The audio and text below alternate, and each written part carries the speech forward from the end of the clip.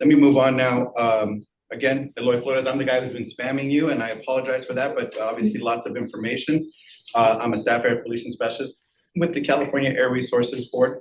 A few things. This meeting requires that we have enough members to establish a quorum and hold the meeting. That means we need at least 15 members to be present. Remote or in-person attendance both count towards quorum. If a member does not respond and that member has an alternate, then that alternate's name will be called immediately after. However, unlike our previous meeting, only one will be considered for the purposes of counting towards quorum. Additionally, only one individual may serve as a voting representative for your group. It remains the responsibility of each group to determine who will serve as a representative for this meeting. That designated representative alone may use the panelist link to participate in the consultations group discussion and be solely counted towards quorum, which is based solely on the number of designated voting representatives present. A representative and alternate may not both act in a representative capacity, and if both attempt to join through the panelist link, the alternate will be redirected to the public portion of the meeting to ensure adherence to the open meeting requirements. Unless the primary member is not present, alternates do not take part in the consultation group discussion, but they are welcome to attend as members of the public alongside community participants and staff. They may also offer remarks during the designated public comment periods. Please let us know if you have any questions at this time, or if you have any questions regarding participation during any portion of today's presentation. I will now call the roll in alphabetical order based on the members' last name. To expedite this process, I will also ask you all to unmute your microphones once you hear your name. Please respond with a here or present, and then mute your microphones to reduce the background noise. All right, so let's go with, let's begin. Mr. Rodney Andrews. Present. Excuse me. Not in here, I apologize, not within the, No. But if Present. you're joining us online, yes, I apologize. And I've already been told that that center microphone is very sensitive, so it's apparently picking up shuffling papers and things like that. And I know that we've obviously got papers in front of us, but just be aware that it's highly sensitive. So let's begin. Rodney Andrews. Thought I saw you. Did I just? Present. Can you hear me? I'm sorry. Present. You just locked me out. Brian, can you hear me? I can hear him. Eli, are you hearing? I'm gonna, as I'm logging back on, I'll continue to call roll. I apologize. Present. There you go. All right. We see you. I think Janice Lamb Snyder Here. in person. Bishop Chris Baker. He's on vacation. Dr. Bombs. Here. I muted them. No. No, we said if you're in person, do not Oh, mute sorry. your laptop. It's only for the virtual members. I set a bad example. It was me. It was me. You didn't do it. It was me. We're gonna let that one slide, Dr. Bombs. Joy is my bad. Strike one. Jasmine Beltran. Jasmine is an attendee, and Jasmine, if you can hear this, I think we've sent requests to promote you, so if you can just accept the request, that would be great.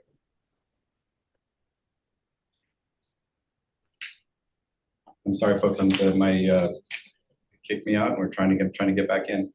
Ian Burrell, I saw her. Here. And Mr. Tim Carmichael. Good morning. Let's see. Ricky. Here. Mary Elizabeth. Here. Kevin Hamilton. Kevin? No, Kevin. Ryan Hayashi. Here. Dr. Sessa. Present. Belen Leon Lopez. Here. Dr. Lowe, Here. Dr. London, Here. London. Cassie Lupino, Here.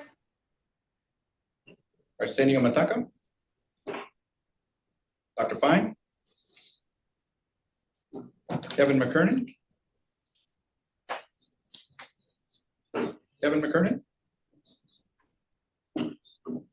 Kristen Unchito, Present. Baldwin Moy, Ariela Nambo Ramirez, Here. Dirk Pearson. Here. Maximilian Rosa. Here.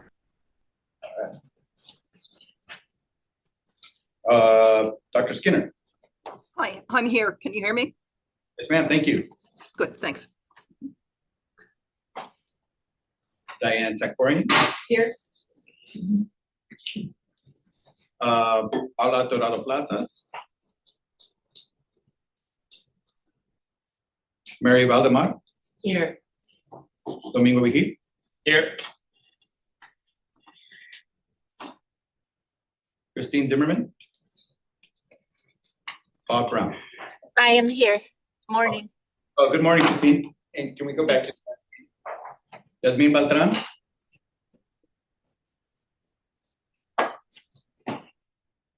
Yasmin. Hello, I'm here. Can you hear me? Yes, ma'am. Thank you so much. Okay. Thank you. Good morning. Morning.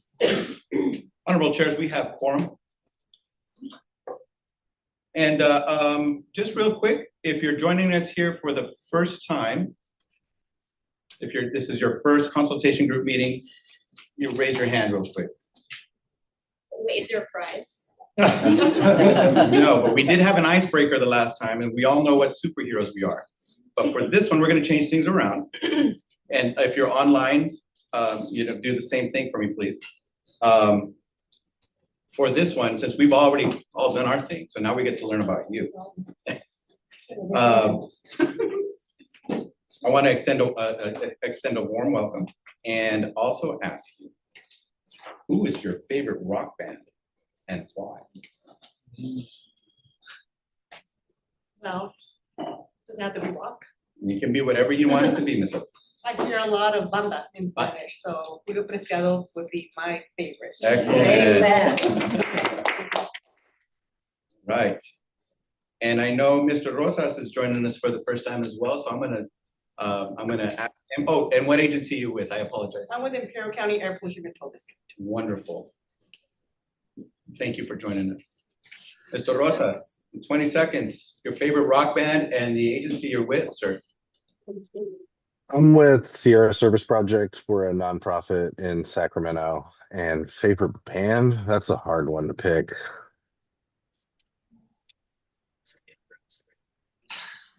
Clock ticking. All right, we're gonna let you slide. We'll move on to do we have any additional raised hands? I apologize. My system is still not functioning here. I'm going to give it one more shot.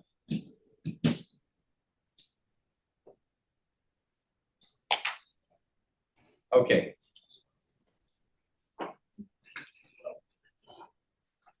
I think that's it. I'm going to turn it now. Oh, the pressure's off. We don't need to come up with music. Okay, so it's just the new people. Yeah, that's Okay, it. okay.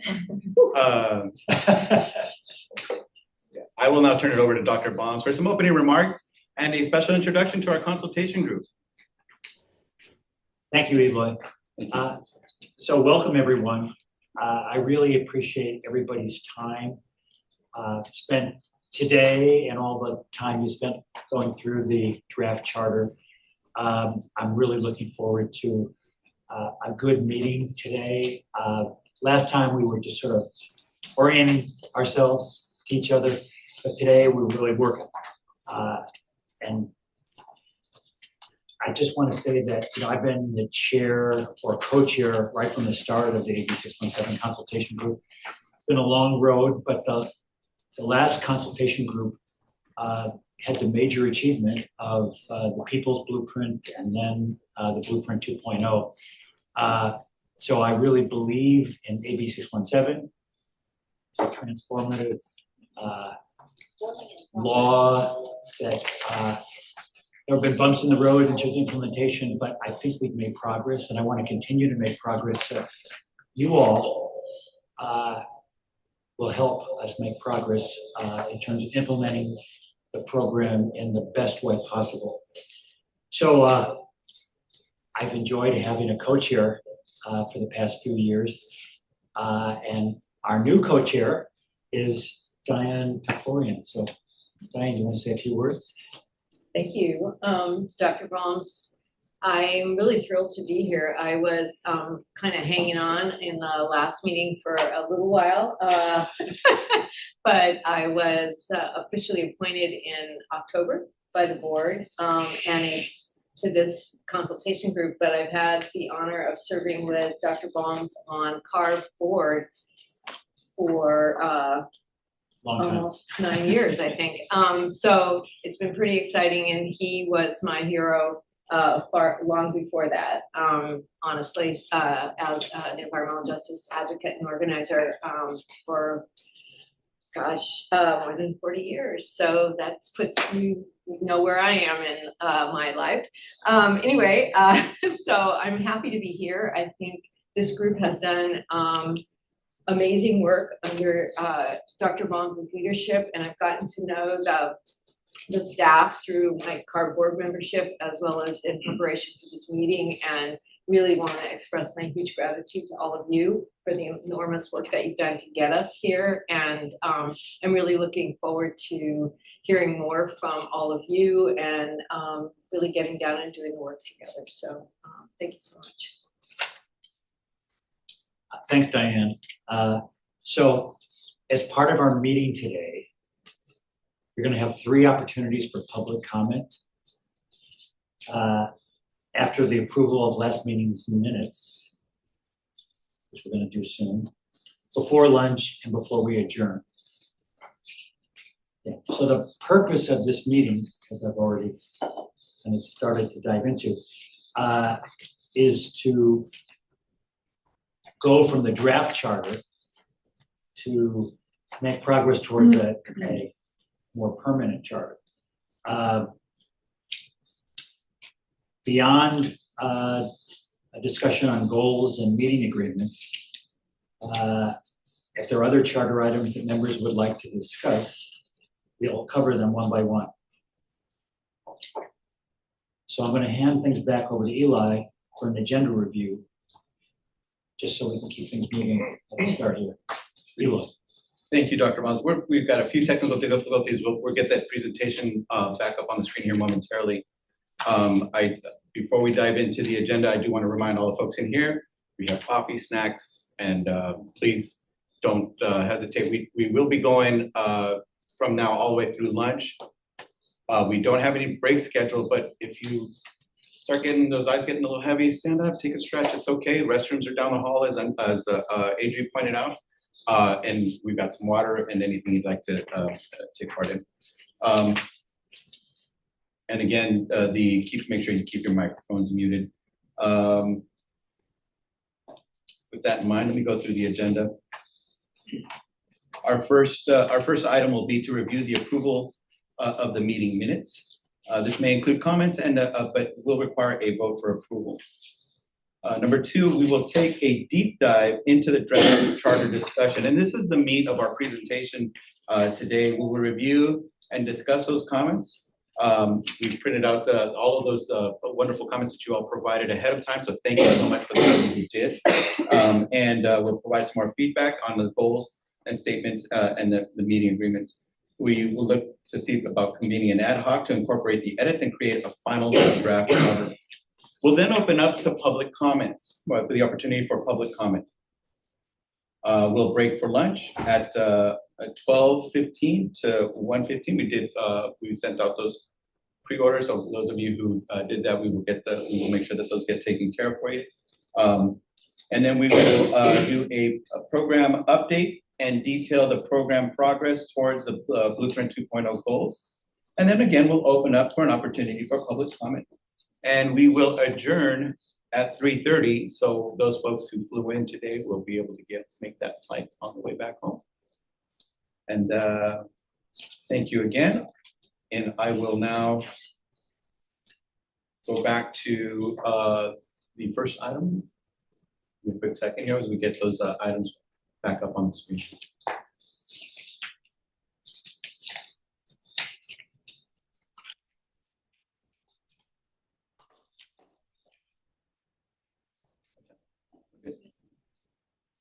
We'll go ahead and take a look at the meeting minutes from our last meeting.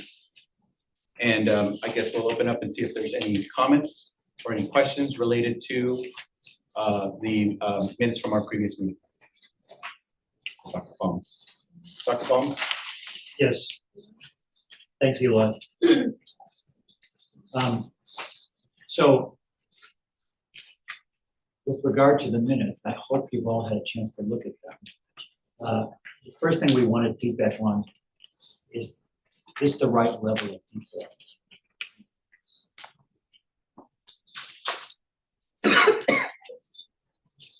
Cecily.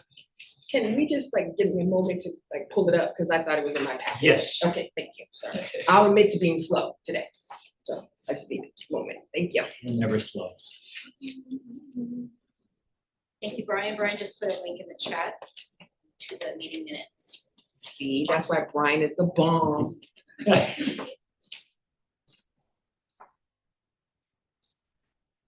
I know I ain't the only one. Y'all try to be all slick. You're just the only one who said it. Yep, I know. Yeah, exactly. I know. And that's why I said you're not slow. No.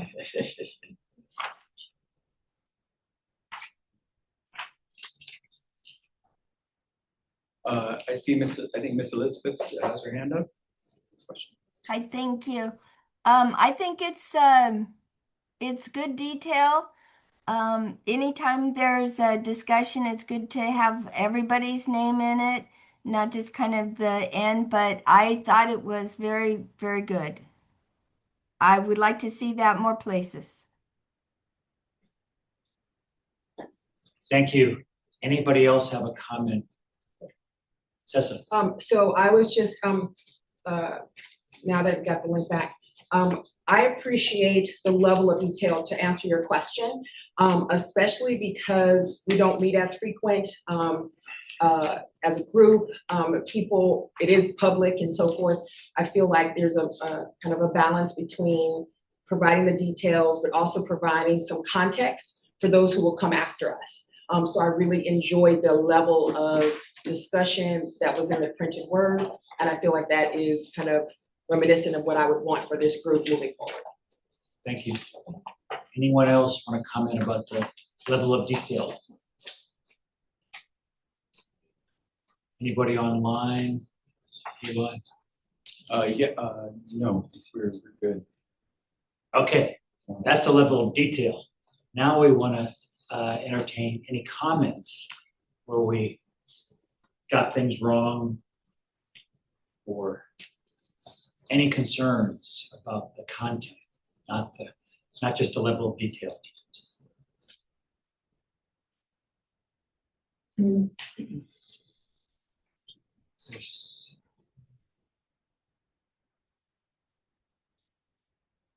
Give a chance for everybody to. Any public comment on the Oh yeah, thanks. online? Okay, so we follow Robert's Rules of Order, sort of anyway. So do I have a motion to accept the minutes as they are? I move to accept the minutes. Thank you, Mary. Second, the motion to accept. Rodney Andrews. Rodney Andrews. Thank you, Mr. Andrews. No problem. I guess I should say Rodney since I said Mary. Thank you, Rodney. So now, Eloy, we are voting on. We'll take a vote. All right, Mr. Andrews? Give me a, for this, I apologize, give me a. Yes, in the affirmative. So this is our first roll, for this, since this is our first roll call, give me a, just, I'll call your name, just give me a yes or I, or a no or abstain. Okay, Andrew's got a yes. Janice Slam Snyder? Yes. Bishop, Dr. Baums? Yes. Jasmine Batran? Yes. Ian Burrell? Yes. Tim Carmichael? Yes. Griffith York? Yes. Mary Elizabeth, Yes.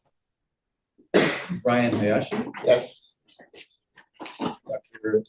Tessa, Yes. Belendia Lopez, Yes. Dr. Lowe, Yes. Dr. London, Yes. Cassie Lupina, Yes.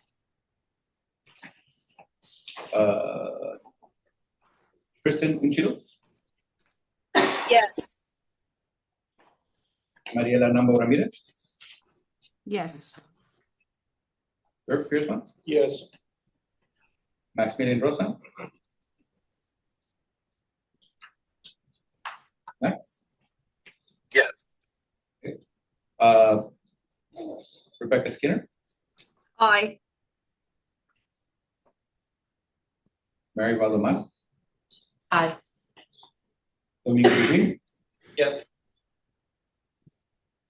Diane Tekorian, I'm not sure I should be voting because I wasn't a member. Okay. So I'll Abstain. abstain, I guess. and Christine Zimmerman. Yes. All right, we have unanimous consent.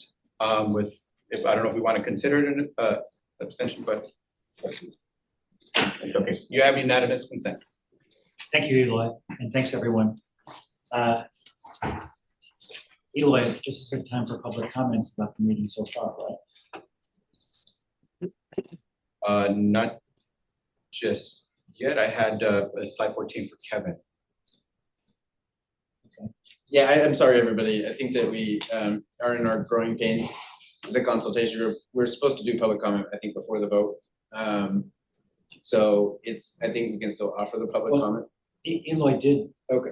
ask for public comment. Yeah, so. it's Just going to my be- notes say slide 14, public okay. comment. Sorry for the confusion. Excuse me, just want to let you all know that we do have one public member with their hand up.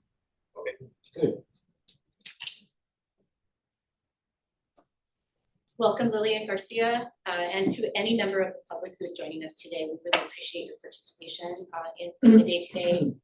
We will ask for you to be unmuted, Lillian, so that you can make your public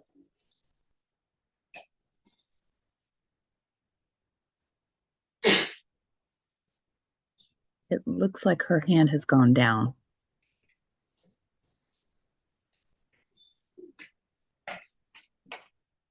Okay, Lillian, if you have any comments on any portion of the presentation in the future, don't hesitate to raise your hand. All right. Good afternoon, everyone. I'm sorry about that. My public comment's probably going to be until later on. I apologize for that. Understood. No worries. Thank you so much for joining us. All right, we'll go ahead and now move forward. I'm going to double check. Are there any other potential public comments or any raised hands virtually? Deldy Reyes here. I just want to make a request to support our note taking. Every time anyone in this room speaks, if you could please start by saying your name, it just helps our note takers a bunch. So thank you.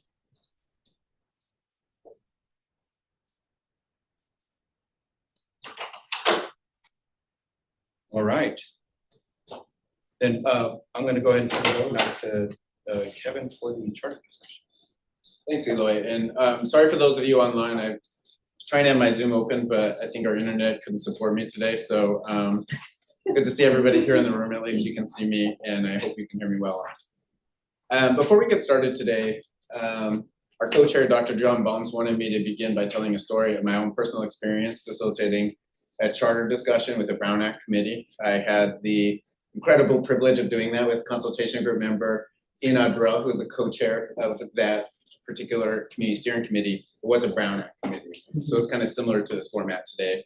And, you know, the Brown Act or Begley-Keene, these are meant to create transparency in these public spaces, but they force us into these formal settings where it's very important how we consider, for example, how we go through 90 comments, so we don't take the entire meeting to get through the first part. So for example, Enad, I think it was our second meeting back in 2020 when we had convened the steering committee. We were going through the charter process, and we were like, all right, let's just go through section by section to get this done. And there was 12 sections. And we finished the first section after 2 hours. And then we thought, okay, this isn't gonna work. So this approach that we have built today, the materials we developed and sent to you today, are based on learned experience. And we're gonna do this in phases so we can get this efficiently, and so you all don't kill me by the end of this meeting. So I think the plan for today is really focused on making sure that we get everybody's comments, everybody's suggestions, everybody has clear understanding. We're then going to convene an ad hoc to try to go through actually at that line by line level where we can have a little bit more time in between this meeting and the next meeting, and then come back and then actually reach consensus around any areas where there's disagreement. And so today, as we go through this, I'm going to try to speak very little, but I'm going to try to interject often just to keep things moving along. And so I just ask for your patience with myself and our co-chair, Diane Tekorian, as we attempt to facilitate this and balance rigorous discussion and clarification with our need to get through a rather large document with a lot of comments today. All right. So for example, I think we're going to try to avoid putting any time limits on comments, but if we start getting far behind, we might need to consider as a group and talk through and maybe making 1 minute limits on comments. But that's, again, the goal here today is to make sure we get a complete data set and review of all of the elements of the charter so the ad hoc has gotten full reflection and feedback on every part of the charter, and they can be prepared to move us to the next phase of this process. Next slide. Okay, so first of all, as a reminder, we posted the draft charter on our website along with a call for membership applications early in the beginning of this year. As we first discussed on September 8th, we went through the charter together as a group, and then we sent it out for you all to review and provide us comments by October 17th. We sent out your combined comments for you to review, and today we're going to go through those, through the charter to review those comments and the summary document that we sent to you for completeness, clarity, and understanding. After we get through that first portion of the agenda of this agenda item, we're next going to turn it over to Diane Tekorian, our co-chair, who is going to facilitate a conversation with the membership about meeting agreements and goal statements. We'll then, as I mentioned earlier, conclude by convening an ad hoc for the membership who will be continuing this work because, as I discussed, there's just a lot of feedback for us to sort together as a group, and we'll need that extra time. So we will work with the ad hoc to develop the final charter and bring it back to this group at our first meeting in March of 2026, where we will review, deliberate, and hopefully vote to finalize the charter, which will then be sent to the CARB board on May or June in 2026. Next slide. Okay, and so this slide we just put in to talk a little bit about the comments and how we've organized them for the discussion today. It provides a snapshot of the feedback CARB received and the draft charter elements. As I mentioned earlier, we received a total of 93 individual comments from about half of the advisory committee members. This level of engagement reflects strong interest in shaping the charter and ensuring that it reflects the commitment and thoughtfulness of the members of the committee. You'll notice on the documents that we created, each comment was carefully documented to include 4 parts. The original comment that was submitted by the member, the author's name, so we can track who provided that input, CARB's interpretation of the proposed change. This helps to ensure we convey our understanding of the intent behind the comment. And finally, CARB's response, which outlines how we address the feedback, whether we incorporate or whether we're recommending to incorporate it, partially address it, and also give our rationale for any recommendation. This format helps us to maintain transparency and a structured approach for considering each comment throughout the process. Next slide.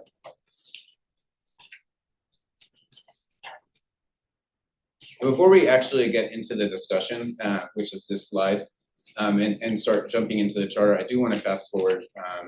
Joanna, can you move forward to the meeting agreement themes slide on slide 20?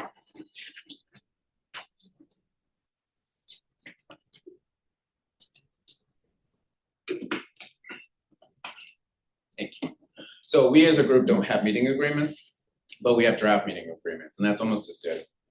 And I think we have these in place just so that we can, as a group, try to balance those equities of making sure we have inclusive discussion, that we have a robust conversation, that everybody gets to have their voices heard, and we do it in a structured way so that we can have a really productive meeting today.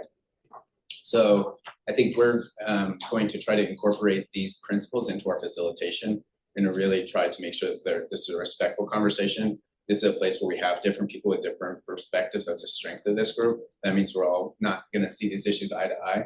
And so we're going to make sure that even if we have disagreeing opinions, we're going to make sure there's respect to that conversation. Again, we're going to really try to emphasize flexible thinking and learning from each other and trying to integrate and align for solutions and have a really structured conversation to make sure that we get through the entire charter in an efficient way today. So I'm going to ask everybody to look at this list and think of one meeting agreement that is important for you and how you show up to this conversation today. Just hold that with you today. This is Deldy's brilliant idea. And that way, I think we all, for me, it's like step back, because I talk a lot, So my meeting agreement today is when we get into this part, I'm going to try to talk little and try to make space for everybody. Now, can we go back to the slide with the discussion questions? Okay, so now that we've reviewed the comments received, we're going to take a deeper look at the charter itself. As you've seen, it is a large document. So to get through all of our feedback, we're going to go through this in portions of the charter at a time. For example, we'll start with sections A through D, reviewing your comments on the sections that cover purpose, background, disclaimers, and conflict of interest. As we've discussed later in the meeting, Co-Chair Takorian will be facilitating a conversation about goals and meeting agreements, and we will be going past those sections. So we're going to skip the sections after that represent those and talk about those later on. The goal for these discussion questions is to identify what might be missing or unclear. If you want to share an opinion about a comment, feel free. But in order for us to get through all of these sections today, we're going to try to refrain from debates or litigating each comment. And to me, what that looks like is point, oh, well, here's counterpoint, and then counterpoint, and that keeps going on. I think it's important we hear people's voices today, but I think it's also important that we don't get into conversations or get stuck too long in one place in order for us to get through everything today. After the final comments are completed, we're then going to move on to the next section. So with that, I'm just going to ask everybody to refer to the 3 discussion questions that we have. And again, we're stepping into sections A through D, which are reviewing our purpose, background, disclaimers, and conflict of interest. So a few facilitation notes. We're going to ask people if you do have any thoughts about the discussion questions, which I will read shortly, that you raise your hand. We're going to alternate comments online and in the room and try to get through everybody's comments as soon as possible. So you were sent the meeting materials. Please keep those on hand for reference. And now I just want to quickly read the discussion questions. So the first one is, what key ideas, values, or functions are not yet reflected in the comments of the draft charter? So I want to really highlight that one in particular, because if anybody submitted comments or wanted to submit them but missed the deadline, this is your opportunity to suggest things that are not actually in the comments yet. The second question that we're asking is, what needs clarification from the author? So if you see a comment and you're not sure exactly what they mean, or you want to maybe say what you think they mean and be sure, please raise your hand and clarify for intent.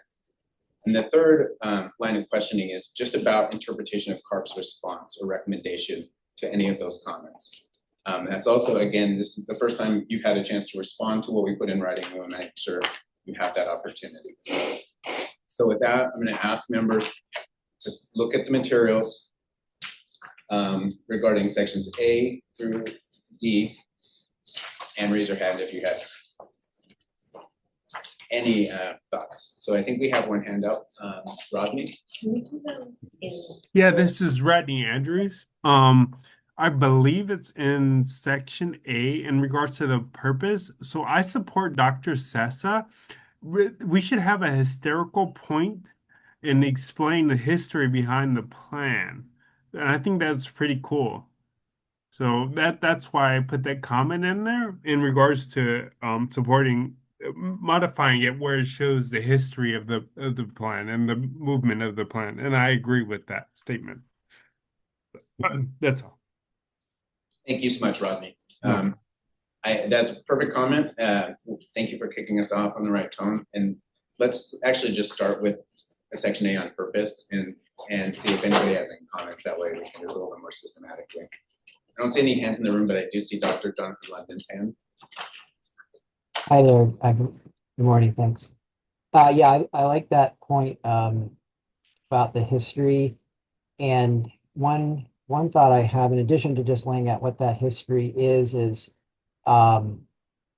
perhaps noting any lessons learned from the earlier phase of the consultation group, as now we're this constituted group, and I think there's a number, there have been a number of learnings from how the earlier phase went without relitigating to kind of more highlight some of those let's say maybe constructive lessons from that experience. So that's one. Another, and I don't think this needs to go in the charter, but I did just want to raise another learning opportunity, just understanding we have a sister group of the EJAC, that's had some recent challenges, and I just wonder if there's some lessons learned that we can draw from that as we go through today as well, thinking about how we develop this charter in a way that will help prevent those kinds of things from happening in this, since I think we're all interested in a constructive and collaborative format. All right, thank you so much, John. Our next hand in the room is Mary Valdemar. Hi, I just wanted to add a comment about, the kind of vagueness of using the term history. History is often, framed by folks in power and folks who, can control a narrative for communities. And one of the things I think is missing from our community agreements that I remember we talked about was the implementation of progressive stack. So like the obligation of us as consultation members to be conscious and aware of our own privileges and to uplift the comments, the history, the narrative, the stories of community members who may not be represented in the room or may not be in positions where they're able to attend this meeting today. It's on a work day, in the middle of the day. Like, I'm in a environment where I have a union and I have protections to be here, but not all workers and community members have those types of protections and have those types of opportunities and privileges, to be honest. And that always concerns me. So I think it's really important for us to think about the history in a way that uplifts the voices that are here. And I will say, although I wasn't on the Blueprint Committee, I was actively engaged with the folks who were on the Blueprint Committee. And there was often a lot of tension between the folks who were doing that discourse and the regular CSC members from across the regions. And, we would have discussions offline, that were never captured in any meeting or minutes or notes, because there was a lot of negotiation and conversation offline as CSCs tried to understand the thought process behind the blueprint, right? And so the first iteration, I think that was really intense. And the second iteration, was a little bit better. But I just want to name that as a part of the history, that there were a lot of conversations that happened were not part of the minutes. And so, thank you. Mary. I'm just going to pause here and see if there's any other comments to respond to Dr. Sessa. So gendered language, I would like to say to everyone. So his story is his story. And so I would just say, as we talk about this, we can talk origins. I think is probably a good language point to say the origins of the program, the origins of perspectives. I completely agree with Mary in that if we are to go out into community right now, I'm in spaces where I'm going out to community right now, and there's so much fear, there's so much frustration, Not everybody has been a part of AB 617 program, and so they don't know all the hard work that has been done and created, and so they're still in that same spot.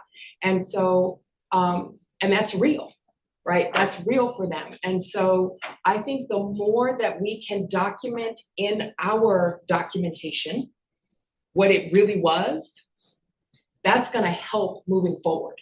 So to acknowledge that there wasn't all agreement, to acknowledge that it took time, like that is a part of the origin story of a lot of programs that involve government and community that have been erased or that have been minimalized or marginalized. And so I do think that the more that we can be accurate and include all the stuff, that's going to help us to move forward, because then that means the people who are new to this group will see that there is an acknowledgement, to see that there was some struggle, that was some, but there's progress, right? So I think that the more that we can be as real as possible with a bunch of different perspectives without necessarily using gendered language would be good.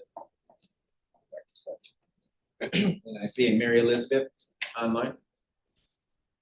Thanks. I just wanted to agree with those statements and add that evidence is very important, and the timeline, and that everyone is writing summaries. And so I appreciate the summaries that you all have done here, and I wholeheartedly agree that there needs to be opportunities for folks to review this webcast, and if they're so inclined, and to provide comments that could be considered after the fact with when people can't be here, because that's a big way that people are not in the room. Thank you. Thank you, Mary Elizabeth. Are there any hands in the room? Rodney, actually Diane, and then I go online. Okay, I just wanted to lift up Dr. Sessa's comment and maybe expand on it a little bit to say, and I hadn't thought about this as I was reading the charter, it was just, I was looking at it too narrowly, I think, and I think probably what's a little bit missing is the history of environmental justice in California. I mean, 617 didn't drop off a planet or, out of nowhere. So it's not a complete history. So we're not talking pages and pages, but some reference to the work that came before that made 617 even possible. And it was not a unanimously embraced piece of legislation, as I'm getting some nods. And we don't have to relitigate that, but it's important for us to, I think, describe the challenges that we've gone through. And I've had the privilege of co-chairing the first Environmental Justice Committee in 2001. Oh, look at, I should be looking at Malunga. That's right. 2001. And a lot of what we're talking about here is really reflected from back then. And so it speaks to the struggle and the fact that we have to be persistent, but also to the fact that we are working on the same agenda for justice for our community. So I think that's important to reflect in at least a short way here. So thank you for raising that up. Thank you, Diane. Are there any other hands online? Rodney, you had your hand up, but you put it down. I want to just check to see if. It's still up. Thank you so much, Eloy. Is this now an appropriate time to talk about section F9 as well? No, we will get there. All right, cool. Just so that we don't kind of get lost, we're going to try to go A to B to C. No, it's cool. Yeah, I'm sorry. I'm sorry, Eloy. I'm sick. I'm sorry. Thank you so much, you guys. Yeah. Thanks, Rodney, for asking clarification. Yeah. I'll come right to you at first, I promise. All right. Any other remaining comments on section A? Okay, so now I want to move on to section B, background. We have 4 comments from Walter Shen and Mary Elizabeth. Thank you much. I just want to say, Mary Elizabeth, your attention to detail is fantastic. We will have all of the footnotes in our final charter. I also parenthetically like your choice of music. And please raise your hand in person or virtually if you have a comment, question, or an addition.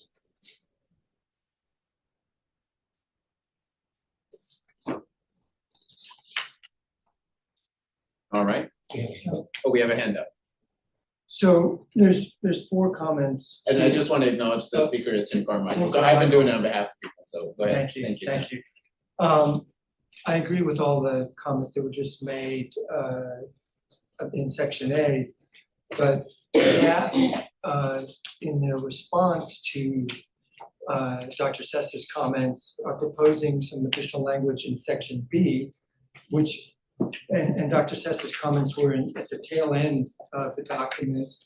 I'm just wondering, Dr. Sessa feels like the proposed language generally captures what you were hoping. And I know Diane was suggesting, some additional origin story relative to environmental justice advocacy or environmental justice work. But I thought this was good, and I just wanted to see if it was capturing what you were thinking, Dr. Sessa. Can I reply? Oh, yeah, I think it does. I think, though, that to Co-Chair Diane's point, there's even more that's, I think, necessary. No joke, it might be even a history lesson, history lesson for people who come in, because I don't think that people know all that. And it's really easy to just think it started with you, right? Or someone to come and say, oh, I started it, And so I think that if we can give that more perspective, I think it would be good. But yeah, I think both together, my points are noted. And just to drive home that point, there aren't that many of us that were working on these issues in 2001 with the resources board that are still active. And so I think it's extra important. Thanks, Tim. Thank you, Dr. Sessa. We need an OG ad hoc. OG ad hoc, that's what y'all need.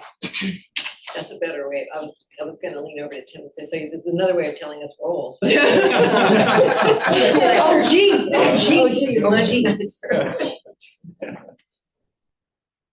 Any other comments on our background sections? Ian Burrell. Thank you. I'm wondering if, I remember when we completed the implementation plan with Richmond, North Richmond, all our names were listed on that plan. I don't, unless I missed it, were the names of the individuals who were part of the first group, a part of this group, or not this group, but the last group, are they listed to uplift that they were part of the first go round? Did I miss that? So when we're talking about origin and we're talking about background, did I miss that part or no? So I can answer, this is Deldy Reyes part, a little bit about that, Elon. So in the program Blueprint 2.0, there is a discussion that provides the sort of origin of Blueprint 2.0 as it was developed and informed by the People's Blueprint. And so that is described in Blueprint 2.0. Certainly on our web pages, we do have information about the names of the members who were on that very first consultation work group. And your names are on there now, reflecting this current one. But I think what I'm hearing is, as a suggestion for the charter, we should very prominently name all of you as members as the owners of this charter. We can certainly do that. Is that? I wasn't thinking about this group. I guess I was thinking about the group prior, and I may be disconnecting. I'm not trying to uplift. No disregard to not uplift. Not trying to not uplift this group, but I'm talking about the folk before us. Can they be prominently listed in this charter as individuals who worked prior? Certainly for the history of or the origin of 617, yes, but Diane, your point is even much more broad, which is the arc of environmental justice in California, which is inclusive of so many groups. I personally would be fearful of leaving people out, and I don't know that we in my office would be able to do that without input from a lot of folks, and it would be a quite a long list, I'm sure. I wasn't thinking naming everybody who was engaged in all of those. I was thinking a paragraph that was just kind of summarized when the first EJ Go was passed in California. Yes. I think not to speak for you, but I think you're asking just for the group that did the blueprint and what were on the consultation group prior. Yeah, they did a lot of work and we're gonna be doing a lot of work. Okay. Yeah. Mary? Yeah, Mary Valdemar, I wanted to offer a, like a solution that can make the document, you know, inclusive of these ideas, but also give us the room to, expand and condense the information according to people's needs, right? Like, we don't wanna have a never-ending history section that just keeps growing and growing as we figure out who was left out or what pieces were left out. But I sit on the State Department of Education, recently came up with a climate change curriculum. And one of our jobs in that body was to figure out how to make a curriculum that could expand and condense according to the needs of individual schools and individual districts. So in some of the history pieces, you know, we point to a link where we can continuously add more and more history, more localized history. We're especially paying attention to Native and Indigenous history for California, so California natives. And you know, we can continue to work on that, you know, and the link is embedded in the document, in the curriculum, but the page is something that we can continue to make sure is more and more accurate. So we don't have this obligation of making it 100% guaranteed right now, and if folks reach out to us and say something's missing, we can add it in real time, and the folks who are clicking that link can get the updated information. And then the other piece I would just like to offer for this section about background is, you know, I think that as we look into the future, you know, this document and this work around AB 617 and what we're talking about for air quality and air pollution, you know, we're already seeing some evolutions and changes, you know. Right now here in the Inland Empire, we're really concerned about warehouses, but we see on the horizon data centers and AI and, like, you know, the same pattern happening with other types of issues. So also, you know, in the same kind of spirit, I think the background, as we provide that into this document, we might need to change it and adjust it and update it, you know, for the future generations, and for us to make sure that the work can be expanded like that as we see things change in the region. Thank you. Thank you, Mary. And then we have another hand online, Dr. Jonathan London. Hey there, thanks. You can just call me Jonathan. It looks like Michelle put it into the larger chat, but I just wanted to call out a resource for that environmental justice history that Diane was asking for. That could be drawn from this book by Tracy Perkins. And if there's an interest in that, like having if it's more than just a footnote to that site, that's easy enough. But if there's interest in creating a paragraph, I'd be happy to work with the people on drafting something like that. And then, as I noted in the last meeting too, but with the reports that we just put together, it does a lot of that history, 2017 on 617. So that can also be a resource. And then the last thing I'm just noticing that there is a place in this section, the last sentence, Blueprint 2.0 calls for reinvigoration of consultation group. And then it just says, in part by expanding membership of the system nominated. But in addition to the in part, this could be a place where there could be some other things that went into that reinvigoration of what CARB is articulating or identifying as the things that it's using to reinvigorate the group. So that can be a place to talk about really the impacts of that history, the learnings that come from it, which has first come from it. So that would be a place to embed. Thanks so much, Jonathan. And I just want to point out, you offered to help draft some language. We will have an opportunity for members to submit additional feedback if we don't get through everything today. And also during the ad hoc, I would recommend if you want to do that collaboratively, we will have that space with the ad hoc to co-craft some of this language together. So is there any other proposed questions? Okay, thank you. Sorry, some of the hands are hard to see from here. Dr. Skinner? Yes, hi. Oh, I just wanted to say that the idea of a linked, discussion or narrative page concerning environmental justice in California and more broadly, as well as air quality, I'd be interested in participating in the development of such a resource. So, thank you, Dr. Skinner. Okay. Any other questions, comments, additions in the room or online? Okay, with that, we will move on to the section. I think we only have one comment on here. Any feedback? Mary Valdemar. In the actual document where it says CARB recommendation, there's a typo. It says, but they dare defined in the charter, and I think it should say all. Yeah. Okay. I just want to say, how dare they? Very good. If you can imagine how many late nights we had working at this, you just can't catch them all. Thank you, Mary. You're welcome. Anyone else around the disclaimer section? Okay. So then next we'll move to section D, conflict of interest. And again, here, I think we just have one comment. And Dr. Skinner, is your hand, is that it's up on the last. That's an old hand, okay. Yeah. I know, it's such a weird term in Zoom, old and new hand, sorry. All right. Oh, Mary.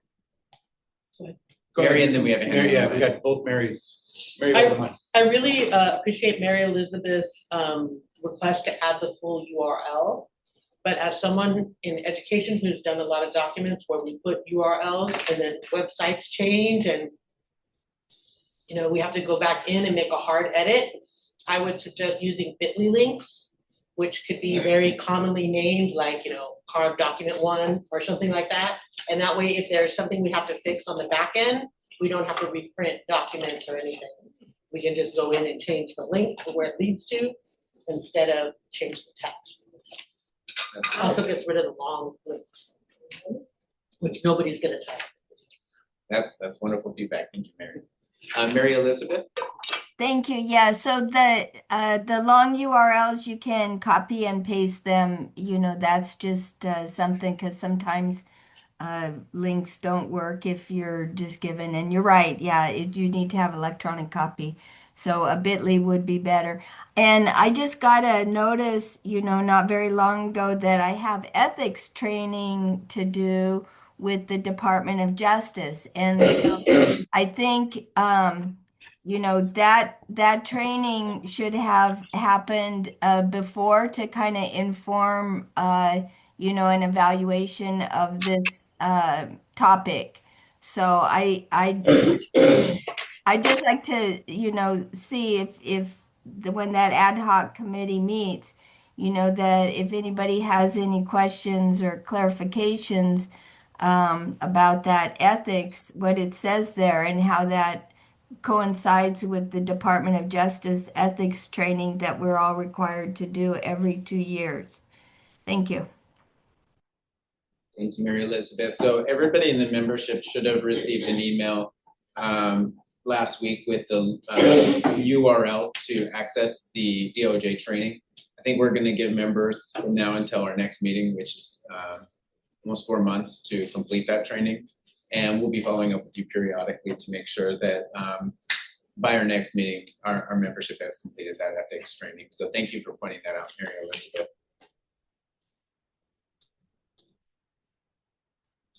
And I just want to pause here to see if there's any other comments or questions. And I see Janice Sloan Snyder.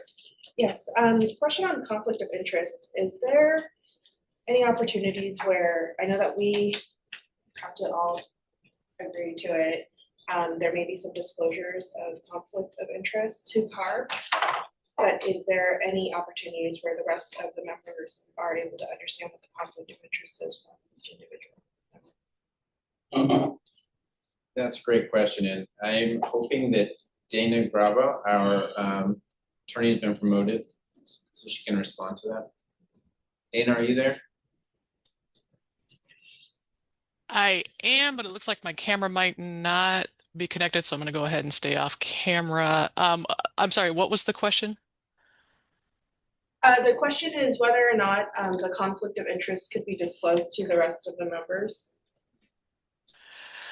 I mean, it really depends on the context, I guess. You know, that is certainly something we can look into if that arises.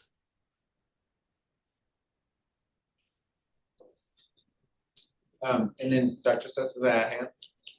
So I may have missed something. So it's in another section that we've already covered. So just let me know when it's appropriate to just ask a question about the previous section. I think it's appropriate now. Okay, so it's the use of the word other. And so in background, there's a section that says, and I bring it up as basically saying, second paragraph, representatives required by law, blah, blah, blah, affected industry and other interested stakeholders. I just for the terminology other, it others people. So even if it's additional or something else, but some use of the word other than other, just kind of normalizes some and not others, right? And so I think that if we can come up with additional language, that would be more appropriate, right? I would say all. Even better. Thanks. Any other comments on the conflict of interest statement? Otherwise, we'll move on to our next, this document is next, but it's a little bulky. I'll stick with the electronic version in front of me. So I think our next section, we had originally labeled it CARB goals, and we agreed with the comment by Walter Shen to change the title of that to CARB's role in support of the consultation group. And we agree that first of all, we should have the same goals as a group. And so the consultation groups will represent our collective goals. And really a lot of the language in CARB goals is better represented by, I think what Walter reframed it as, which is our role to support the consultation group. So for section E2, and with the exception that the first bullet is stealthy, that the first bullet is a goal that we propose as CARB to be included for the entire consultation group goal section. Thank you. Yeah. So with that, on section E2, are there any questions, additions, or comments?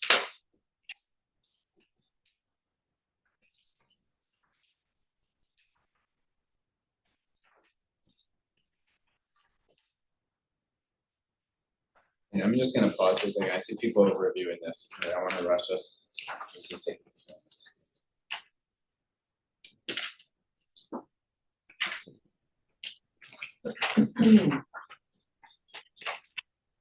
Dr. Jonathan London. Thanks. Just question on the just looking at the elevate emerging issues. Is there also a need to say elevate consultation group issues to the board, for example, or is having 2 board members as co-chairs sufficient? Is that already happening as part of the group, or because I know we're advisory too, we're not decision. So if we're advisory too, there's some need to specify that. Yeah, thank you, Jonathan. I think it's really important we all are clear on the purpose of this group, which is to advise the CARB board and CARB staff. And certainly our 2 co-chairs are board members, but we do understand that when we talk about the CARB board, it is the entire. So I don't know, Ben, that suggests some language.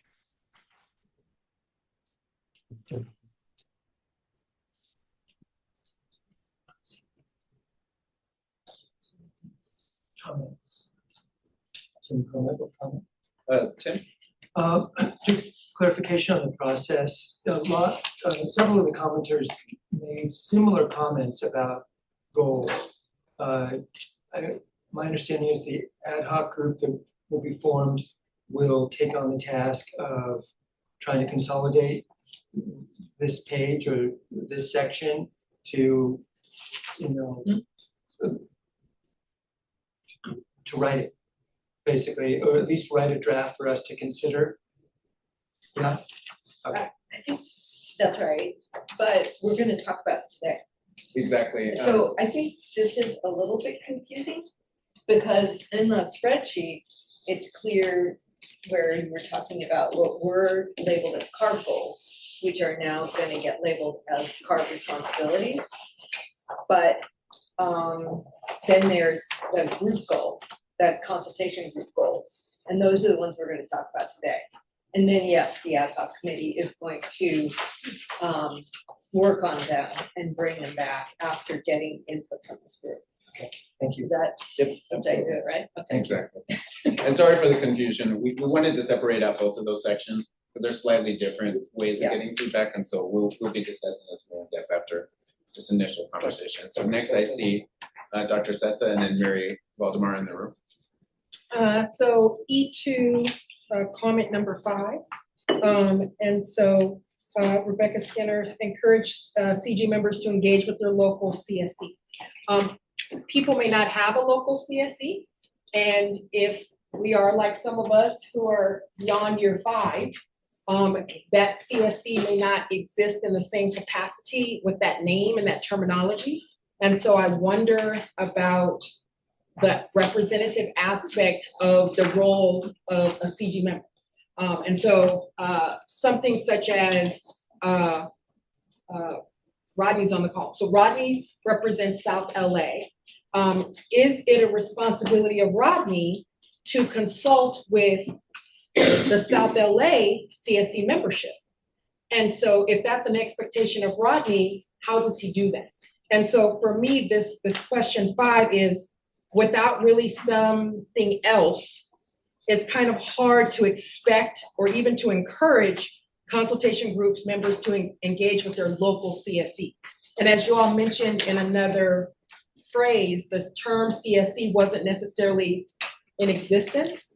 And so is it community? Is it air district? Is it agency? I just think it needs to be fleshed out a little bit more, but I don't think we should just leave it with encouraging CG members to engage with their local CSE because of all of those timings. Not everybody has a CSE, so forth. Thank you, Dr. Sessa. I'm sure the ad hoc takes that into consideration. Mary? Yes, I wanted to really uplift the comments on page 11, comments 7, 8, and 9 from Rodney, Rebecca, and Jonathan London. Speaking truth to power by naming barriers, calling out gaps, and putting forward solutions that center frontline communities, along with Rebecca's comment to observe and consult with respective CG members and the CSCs to create those best practices. And then Jonathan London mentioning, not only the designated 617 communities like Tessa's mentioning here, but to also provide a forum where that cross-learning can happen between members, and this piece about the co-equal voice, right? And to me, all of these comments point to, because this is a Brown Act committee and our conversation is very limited by the formal proceedings, making sure that this body has a more open and relaxed forum that's more community friendly, and we can hear a larger discourse about what people feel about the blueprint and what people feel about our goals. That's not so confined by the rules. Even something like a brainstorming session where folks can just put Post-its on things and give us that kind of like more open feedback, I think is something that would be helpful. Also, the idea of us as steering committee members consulting with other steering committee members and other steering committees, I feel like that's something that the agency can help do more direct outreach for. So instead of just the regular posting of we're going to have this open meeting and here's the link and here's the agenda, very targeted outreach at all the CSC members, past, present, and future, so that those folks can know that we're having this discussion. Because to be honest, since I started signing up for the CARB and the AQMD notices, I get so many that it's almost impossible for me to catch the things that I want to really be a part of. And, that's coming from someone with a lot of academic privilege and a lot of tools and resources and technology to help me do that. For regular community members who don't have that access, I'm gonna say it's impossible for them to do. So we need to do a better job as an agency. This is where the agency resources can come in clutch for the community. The agency can wield the resources to help give that targeted outreach to reach people where they're at. And, we have to do this in academia.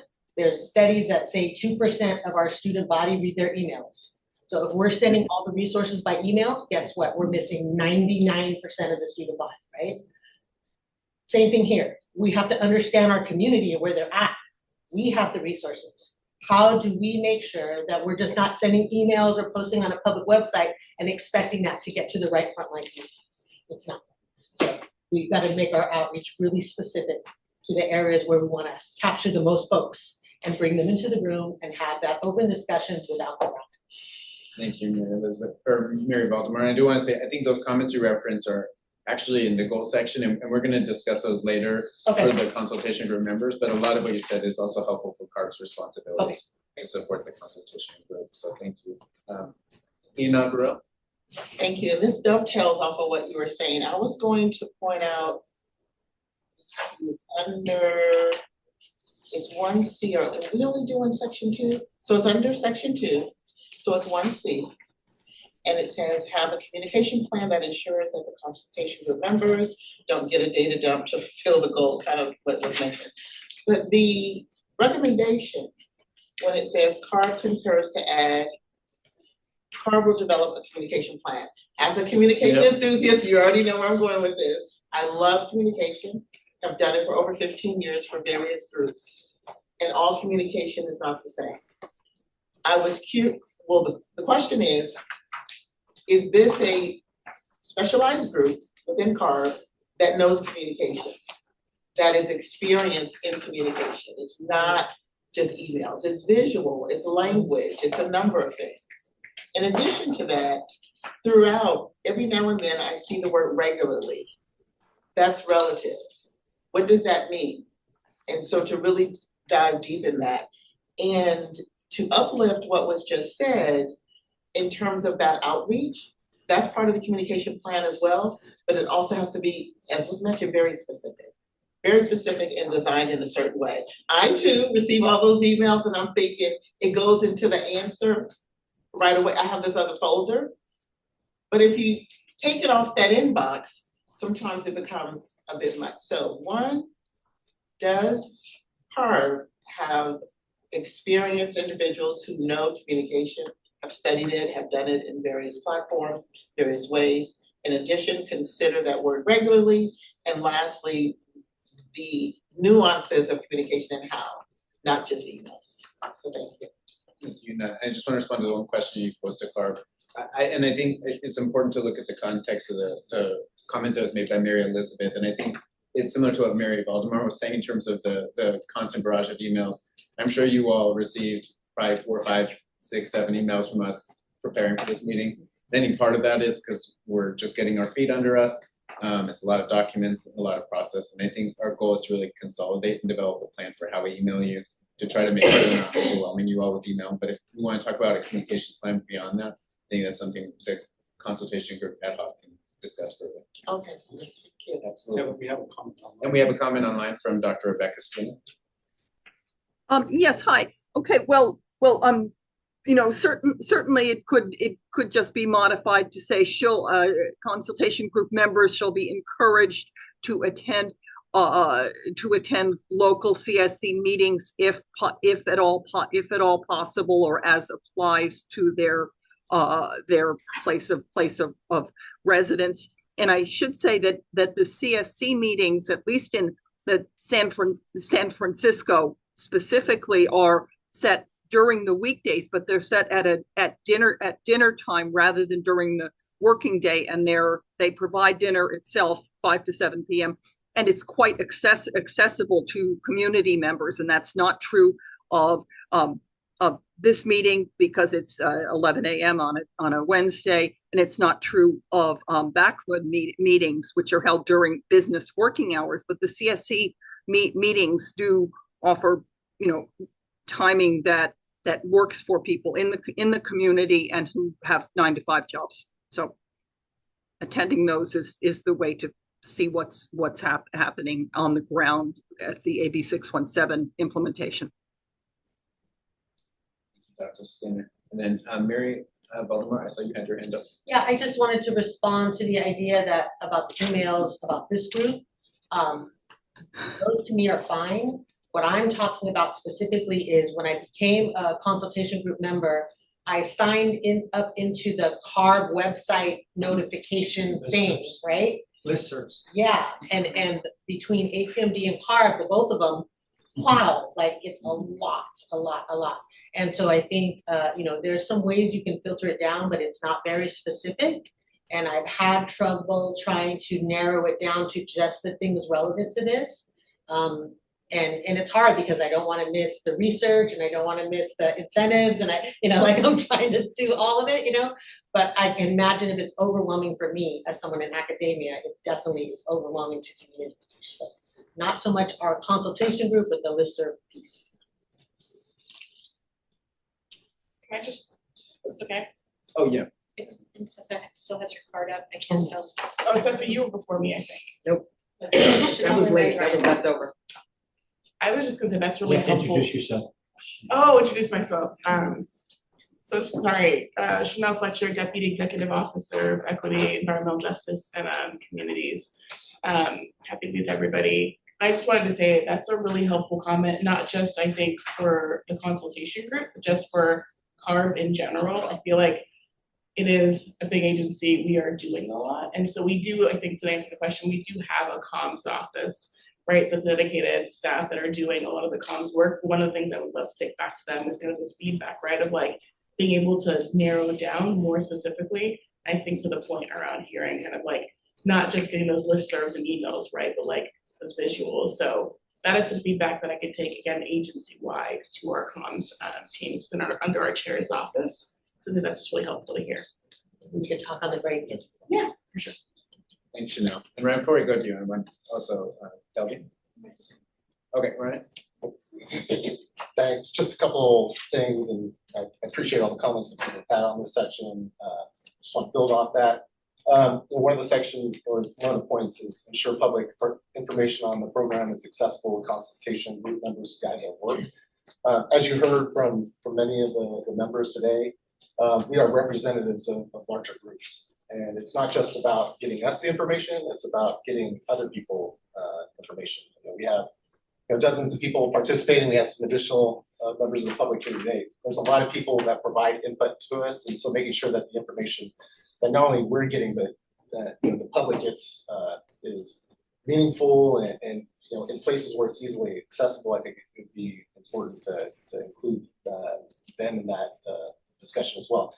The other suggestion, maybe just as part of like our ongoing meetings and discussions, is looking at some of the tools and resources that CARB generates to help inform the work, like internet, websites, other things. And so like if we build into maybe some of these meetings where we can look at some of those resources and see if there's like additional thoughts or input that group members can have to make those better, to make them more accessible to larger groups, make sure that the information, so like, for example, there's a AB 617 consultation group website right now, and it's good, it's got the numbers, but if you wanted to go to the meeting, there's not the meeting information on that page, which, like things like that are definitely barriers to accessibility. So I think you could definitely serve a role in helping with that. Thanks. Thanks, Jared. Great conversation. And Jasmine, I saw you had your hand up. I do want to just check to see if you wanted to share a comment. Yes, I don't know if you guys went over the first part of the charter, but I would like to point out in the charter it says the advisory where feasible. I was kind of concerned about the feasible because what if in the perspective of the CSC, they vote on something and they all agree, would CARB still be able to throw it out? So I don't know the feasible word, the language, I guess. I don't know. It seems kind of like whenever whenever we agree on something, it should be that, you know, action is taken or that you know, you give an explanation of why it's not considered.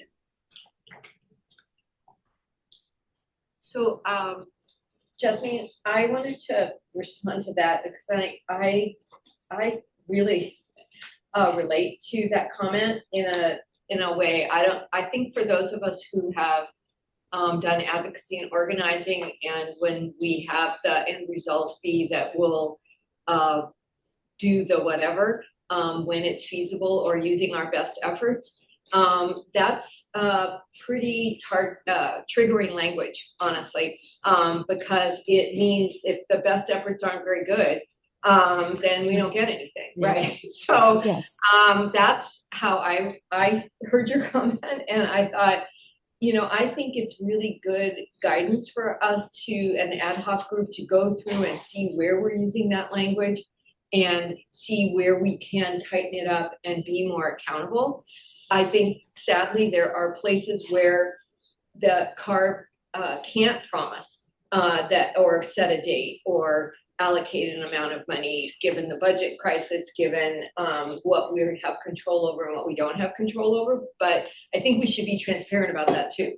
You know, like where we can say it can be done by this, and where we have to say we don't know, because that's going to be subject to the next budget, and that budget's out of our control at this point, or whatever the reality language is that we need to incorporate, so that we all understand where we want to go and that we're going to work our best to get there. But in some cases we can't make that commitment. So I just think we should be more frank and specific about it. So I want to just thank you for that comment. Kevin, just a quick update. We are 3 past 11, and we just to let you know. So we have, I think, a little bit to go before lunch. We're going to keep pushing forward. We're making great progress. I just want to hold one more time to see if anybody has any other feedback on this section on CARB's responsibilities to support the consultation group. Otherwise, we'll move into section F on membership. Just to remind you. That's right. And Rodney, remember your comment on section F9, so don't think we forgot. Okay, so this is a large section, and this is the section that I think we have the most substantive comments. So we're probably going to spend a little bit of time here. I'm going to try to do this as a speed round. If we go through every single one of these 9 sections, we might be here past lunch and then some. But if you do have comments, I think it's probably easier to go through them linearly than just open it up for all 9. So I just want to start with the number of members. We had 3 comments on that subsection. This also designates the roles of co-chairs. So if anybody has any additions or clarifications, please raise your hand.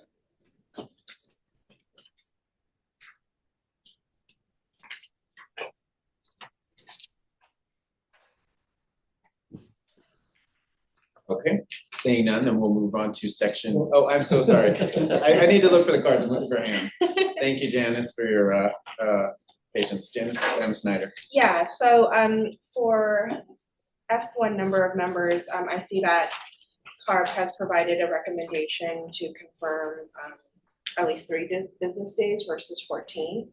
Does that mean that, like, that is going to be, like, that's the draft, or is that up for discussion, or I'm just trying to figure out, like. I think it's a recommendation. I think that we need to post the final membership for the meeting at least 48 hours in advance, and so that can't change. And so we need one at a minimum 1 business day to be able to update our website. And so I think that's why we're asking 3 days. But we are shortening it dramatically from 14 days. So that is the change. That's the proposed change. Yeah, nothing is being changed today. Comments on membership. Number of members, Dr. Sessa. So something that I worked in higher education for many years, more than I want to care to admit, because I'm only 21. But when I remember something in lesson learned around a group changes as soon as a new person joins that group. That should be the right mentality of the group. Like, you shouldn't have someone join the group and then sit there and be quiet. That's a very kind of patronizing kind of approach, right? And so if we are going to have, I think it says membership from consistently nominated communities, I really feel like there needs to be a robust orientation, intake, onboarding, whatever that is, because as I mentioned before, and as Mary has pointed out earlier, like, people have their origin stories, and oftentimes with government isn't pleasant. And real talk right now, we are dealing with people's reactions to the federal government because they don't have access to the federal government. And so we're dealing with all of the real-time stuff that people are feeling. And you know, I just don't want us to be like, yeah, I'm gonna be the one to take it. Just because, like, support for an agency or support for a community isn't just take their anger. Like, that's not healthy for anyone. And so I just feel like because people are coming with all of these different origin stories and we want to acknowledge where they're coming from, I really feel like we need to have documents that detail a lot of the stuff that we've just talked about, so that it might counteract their narrative. It might counteract their story, that not be like, oh, I'm going into a meeting and I'm just angry, right? We are dealing with, in our agency right now, we're going into the consistently nominated communities, and they're angry. They're really upset and they're angry, and they're like, you just gave all these 6 communities all this stuff. We've got nothing. You know, we don't trust you. We don't trust the federal government. Like, they're dealing with all of this stuff, and we're going to have to work through it. So the more that we can have processes that can bring people up to speed, the more that we can have documents that can document, the more that we can have Marys of the world be mentors or role models, or, like, you know, peer mentors for new people. Like, I want to really encourage there not to be an accidental onboarding for any new members to this group, but to be really mindful about what you're putting in front of them, because I think that there's so much trauma that we need to have a trauma-based lens as we approach them, but also recognizing their own cultural capital, right? So, like, don't just think, oh, they're upset, so we don't have to listen to them. No, we have to listen to them. How do we listen to them? What can they contribute, and not tell them to be quiet and sit? So I just feel like I saw the comments that were listed here from some of the others that were kind of, you know, troubling for me. And so I think for whoever is on this group, and then it can be a role model for those of us who are dealing with consistently nominated communities, and for those people who are dealing with new members for our community steering committees, that there be some mindfulness in how we onboard folks. So I hear this concerned about the number of people who are members and not members, and I get a little nervous. So I think we should focus a lot on what would be a very inclusive, mindful onboarding for those folks. Absolutely. I think I can speak for Carver and say we'll recommend onboarding be intentionally added into the charter language. And to build on that, Shelly, I would say, imagine the future, and I won't say if, imagine a future when this charter that you and we are all working on fully represents what this group wants. That charter then becomes a tool to add into a very thoughtful onboarding process, right? Which I would say, to the extent we can under Bagley-Keene, should not just be performed by CAR staff, but also peer members of this group can participate in onboarding of new members, as long as it's so. As long as so. No serial meetings, Dana. I see a hand online, Rodney. Oh, you're on mute still. This is Rodney Andrews. I just want to say Dr. Sessa spoke really good. Thank you so much. I don't know how I missed that, but no, thank you. Onboarding is very important. I think we should probably do it like every time there's a new member added. So I think it's very important as well. Thanks. Thanks, Rodney. All right.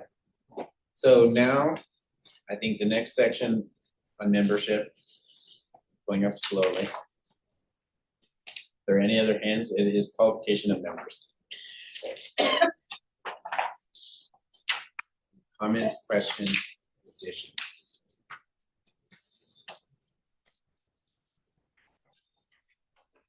Seeing none, I think we'll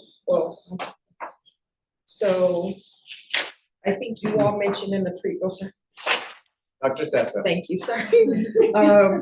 You all mentioned, and again, earlier comments that consistently or community steering committees wasn't terminology, but here consistently nominated communities is listed. So I'm just a little concerned that we're gonna say consistently nominated without saying a community steering committee. So just like being consistent is all on both of those. So if we're saying that people are qualified based on being a representative from these categories, I again go back to how are we preparing people operationally to be representatives of those communities? So if someone is a representative of a consistently nominated community, do we have expectations that they speak to their community members? If someone is a consistently a member of the CSC representative, do we have an expectation that they go back and get feedback from that? I just think that this is a part that I feel like needs to be fleshed out so that we can truly know what the expectations, appropriate expectations are for these representatives.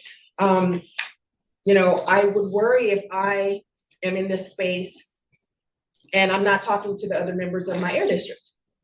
Like, I should be going back and like getting feedback and so forth. It shouldn't just be the Sessa show, though it's a very fun show. It should not be the Sessa show, right? And so I would say that we also need to provide this infrastructure for the folks who don't have these pre-designed groups of people. It's really hard to talk to all the CSC members and some of our CSC groups. They don't talk very, frequently. They don't necessarily have that leadership model. So this and what you all are providing can be somewhat directional for us in the air districts. So, for example, Rodney, I'm just gonna pick on you because I love you so much, appropriately love Rodney, that I need to give space for Rodney in my CSC meeting to be able to share what he talked about at the consultation group. Like, I should know that as an air district person, but that isn't necessarily spelled out in this. So I feel like that's the kind of direction that we might need to have to be able to truly operationalize this and support these qualification of members once they're out in the world. So I do think that there's some language around that that would be good. I don't know what language, but I just think it would be good to be able to support it. We have two hands online, Dr. Skinner and then Jasmine Beltran. Yes, a brief note. I'm looking at the draft charter and looking at the list of members of this committee from the CARB website. It's listed as in the draft charter is academia. What's listed on the consultation group members listing from the website is academia/community science. I suggest updating the draft charter to include community science. Dr. Skin. We have hands in the room, so I'll come to you next, Jasmine, but first I think Mary Elizabeth, then Jasmine, then Tim Carmichael in the room. So okay, going back to which one? I'm sorry. Sorry, I'm sorry. I woke up way too early. I meant Mary Baltimore, and then we'll go to Jasmine next. Yeah, I know our comments are on qualifications of members, but this is kind of like numbers of members, qualifications simultaneously. In the spirit of the community agreements that we talked about, I want to kind of lift up the tone of progressive staffing, which is when we're talking about justice, it doesn't mean equality. It means equity, right? So the difference between just having certain numbers of members and thinking that that's equal or balanced or fair is an illusion. The reality is that some members have power, inherent power, and have the mic and the voice and the capacity and the support and the resources to be engaged in the decision-making process all the time. Some members rarely have that. And some members have barriers and obstacles that even if they want to participate, prevent them from happening. So I would ask us to as we think about the language, and we think about the language of the CSC, versus community members at large, versus environmental justice organizations or grassroots organizations, that we continue to push ourselves to think of the most marginalized, the most directly impacted, the most layers of impact, where they have multiple layers of impact, Spanish-speaking folks, disabled folks, folks with families and young children. They can't come to this meeting because this is not a child-friendly environment, like all those factors. And so we don't just look at numbers or qualifications, but that we look at, those layers and try to, shift the power from folks who are used to having power to folks who are not used to having power, and make sure that that's part of our kind of goals as we look at the qualifications. We have Jasmine Beltran online. Okay, I just wanted to make a comment about the structure of the feedback that was mentioned in the first comment. For me, when we were asked to edit the charter, I went ahead and wanted to get the feedback from the CSC, the SELA, in order for me to speak on that. So that's something that is very important, I think, for CSCs that already been there for like a few years, a consistent CSCs, to be able to go back and have a structure of feedback that, it's necessary to be able to do that, because then, we already have established certain things. CSCs have established their points, and so I think it's very important to have that structure and feedback. I just wanted to add to that comment. Okay, so next in the room we have Tim Carmichael. Thank you. I appreciate all the comments that were just made. And I registered the ARB staff's perspective that flexibility is important. But I read and understood Christine Zimmerman's comments to flag a potential concern or hazard that as there's turnover in this group for any combination of reasons, my understanding is there's nothing in place to prevent, let's say both academic representatives had to resign for their own personal story. There's nothing to assure that we would, or you would replace them with an academic representative. And I know Christine was calling that out from the business industry perspective, but to me it was a flag for any group here. And I don't know that there needs to be specified, there's got to be 4 of this group and 3 of this group, but it is a concern that I think we should talk about or think about relative to natural turnover, and that not leading to any one stakeholder group no longer having any representation in this group. Next, is there any other hands for this section? Yeah. Oh, Yuna Burrell. In listening to some of the comments, I continue to hear the word power. And I'd like us to consider that power is relative. With that, what I think I'm hearing is only if you have certain power influence within a particular group is that considered a moving the dial.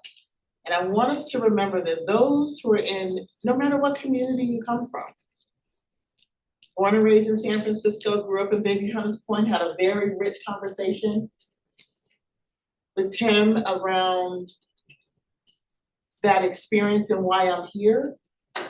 But with all of that, if I had never gone to school in higher ed and had never done all these, there's still power in that experience.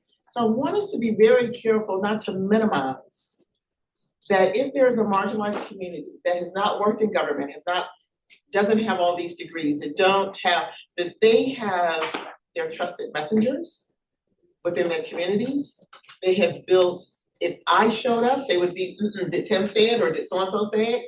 They want to see those familiar faces.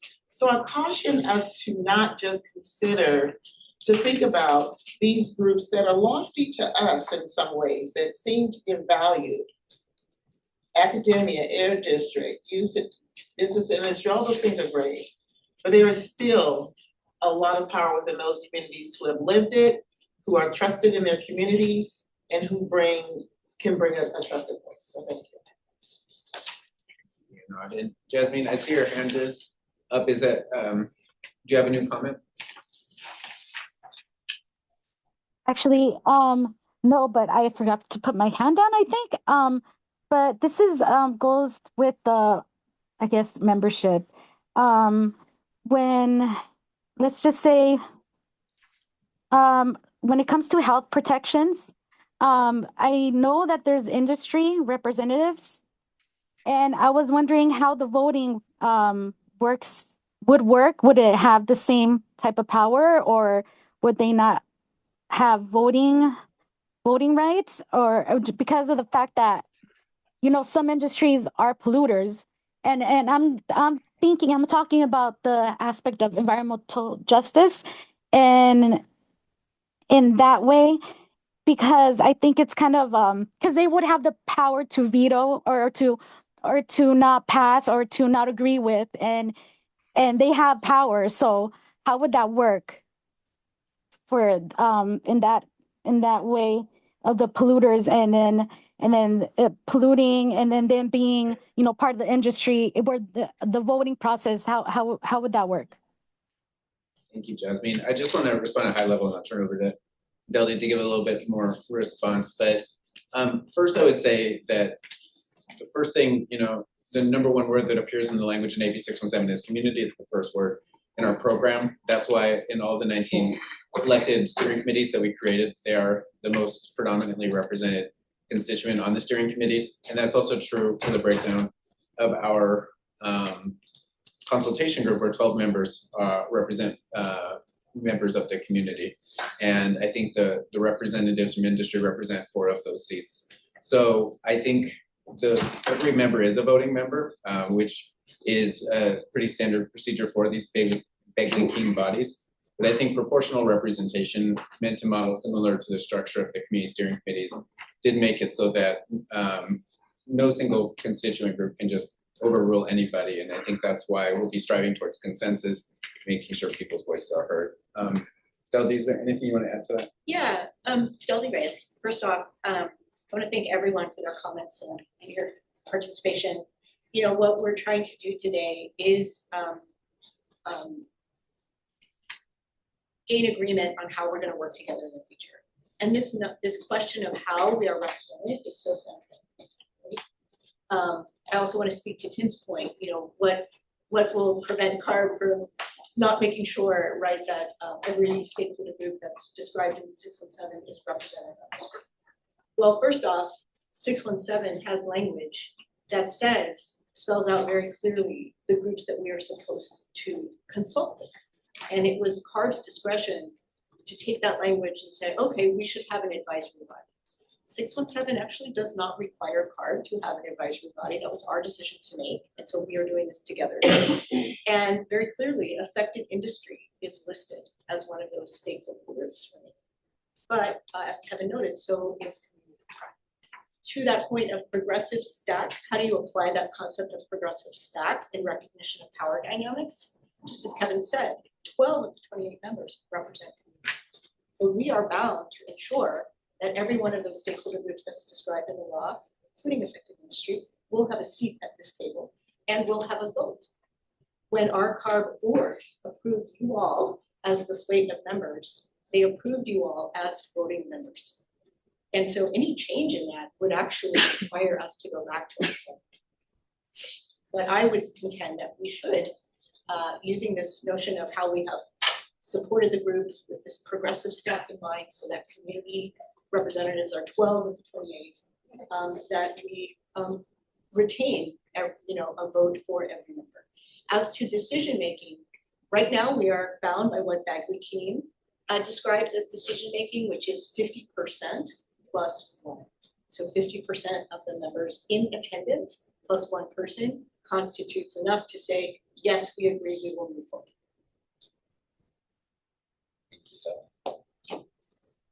All right, I don't see any other hands. Sorry. Dude, sorry, thank you. Well, first, thank you to Deldy, Tim Carmichael again.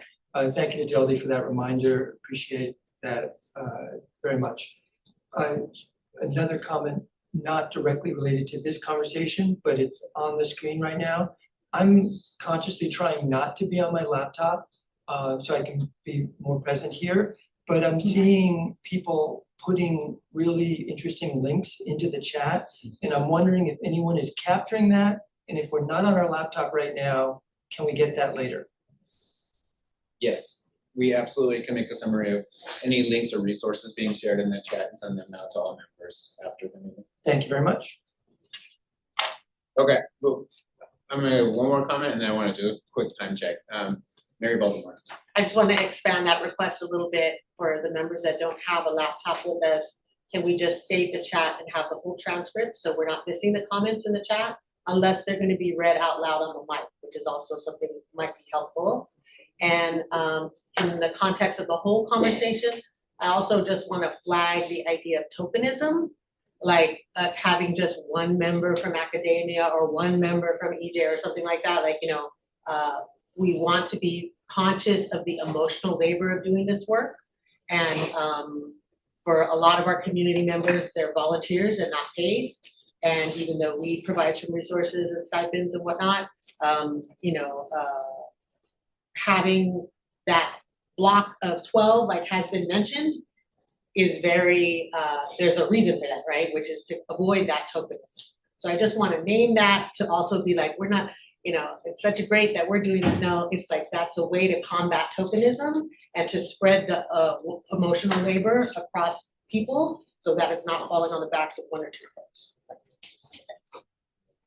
Okay, so just a quick time check. We have, I think, 5 more sections, subsections under the membership. I'm going to do my best to try to get us through membership before we break for lunch at noon.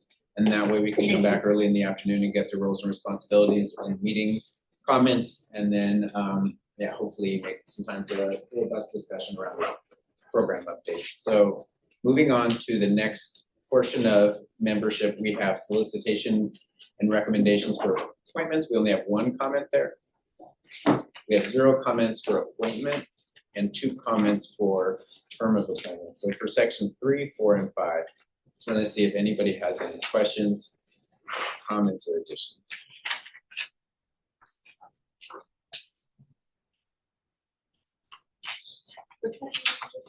A subsection under membership in F, so this will be F4, 5, and 6. You also told us we could not make comments, right? Was it read done? You can make proposed comments for any section. Oh, okay. I see a hand online, so we'll first start with Mary Elizabeth.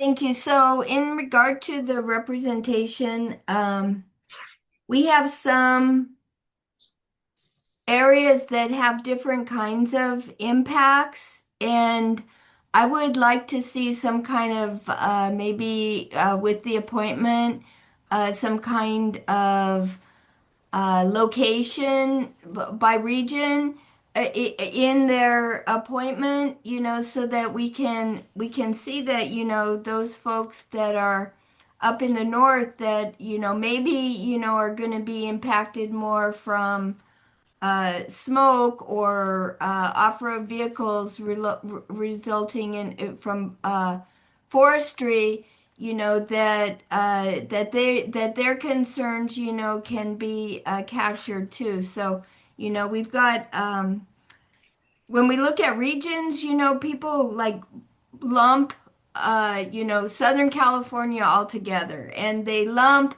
the San Joaquin Valley all together, and they lump the Bay Area all together. And, you know, there's other parts of our state that have air quality concerns. And so I just, you know, like maybe it doesn't have to be a requirement, but at least some idea of who's in the room in terms of, local experience with air quality. Thank you. Thank you, Mary Elizabeth. I see Dr. Sessa. Hi, so on section 1B, the explanation of why the term is 4 years, it speaks of needing to be past Blueprint 3.0. And so I just think that it might be good to detail that in the role that this consultation group would have with Blueprint 2.0. So the way that it reads right now, it's like y'all will just be too busy and you won't have the time to do it. But if you were to say something like, you want the expertise of this group to be able to make the most educated decision around Blueprint 2.0, that's whatever rationale. I think we should just include some terminology about the rationale of why we need the consultation group. So the role of the consultation group, the expertise that they would provide in approving Blueprint 2.0 or something like that. I would just add that. You mean 3.0. You mean 3.0. Sorry, 3.0. Yeah, I know exactly. Yeah, but something like that. So just adding that rationale. Okay. So real quick, I was smiling when I read the comments here because I really appreciated the clarification on the logic. Because I remember when I found out that I was volunteering, or I'd signed up for 4 years, I said to Delby, did I really just sign up for a 4-year commitment? And I didn't understand the why. So I think this is very helpful, at least for me. I think hopefully for all members to understand the why an ARB is thinking around it, the time frame. You're all stuck with us for 4 years, so you heard it. I just want to say while we have a pause, I do want to acknowledge we have a new member join us, Baldwin White, so thank you, sir, for joining us today. Sorry, coming late. No, late. we're just really glad to have you here. And they just sent me to the other meeting. Oh, I'm so sorry for that. Ended up coming back here. Apologize for coming late. No, not at all. Thank you for making it. So just want to get back to, again, sections 4, 5, and 6. If there's any other comments or questions? Okay. I have one comment about the resignation section. How do you the resign? resignation? Yeah, absolutely. Yeah. Go ahead. How would you resign? It just says submit a letter. Is it email, mail? How do you resign? If you ready, Rodney? Rodney's done. Listen, the 4 years thing, give it a year. No, but in a charter, it should be spelled out. If it's emailed, if it's mailed, it should be spelled out. We can do that. Absolutely. Thank you. Cool. No problem. Any other comments, questions, or additions on the resignation section? Maybe just add to Kevin's Arsenio with the Bay Area Air District on what Mr. Andrews was saying. Maybe I don't have it in front of me. I'm like Tim. I'm trying to concentrate on the room, but maybe to who as well. Like, who do you submit it to?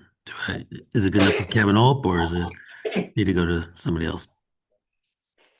Maybe not naming that. Maybe not the person's name, but their position. You'll have to let Executive Officer Cliff know. Just a joke. Email to me or anyone in there. And just want to acknowledge, thank you, Arsenio, for joining us today. We're just tracking for quorum purposes. All right. Any other comments, questions, or additions for the resignation section? Seeing none, I think we can move on now to absences.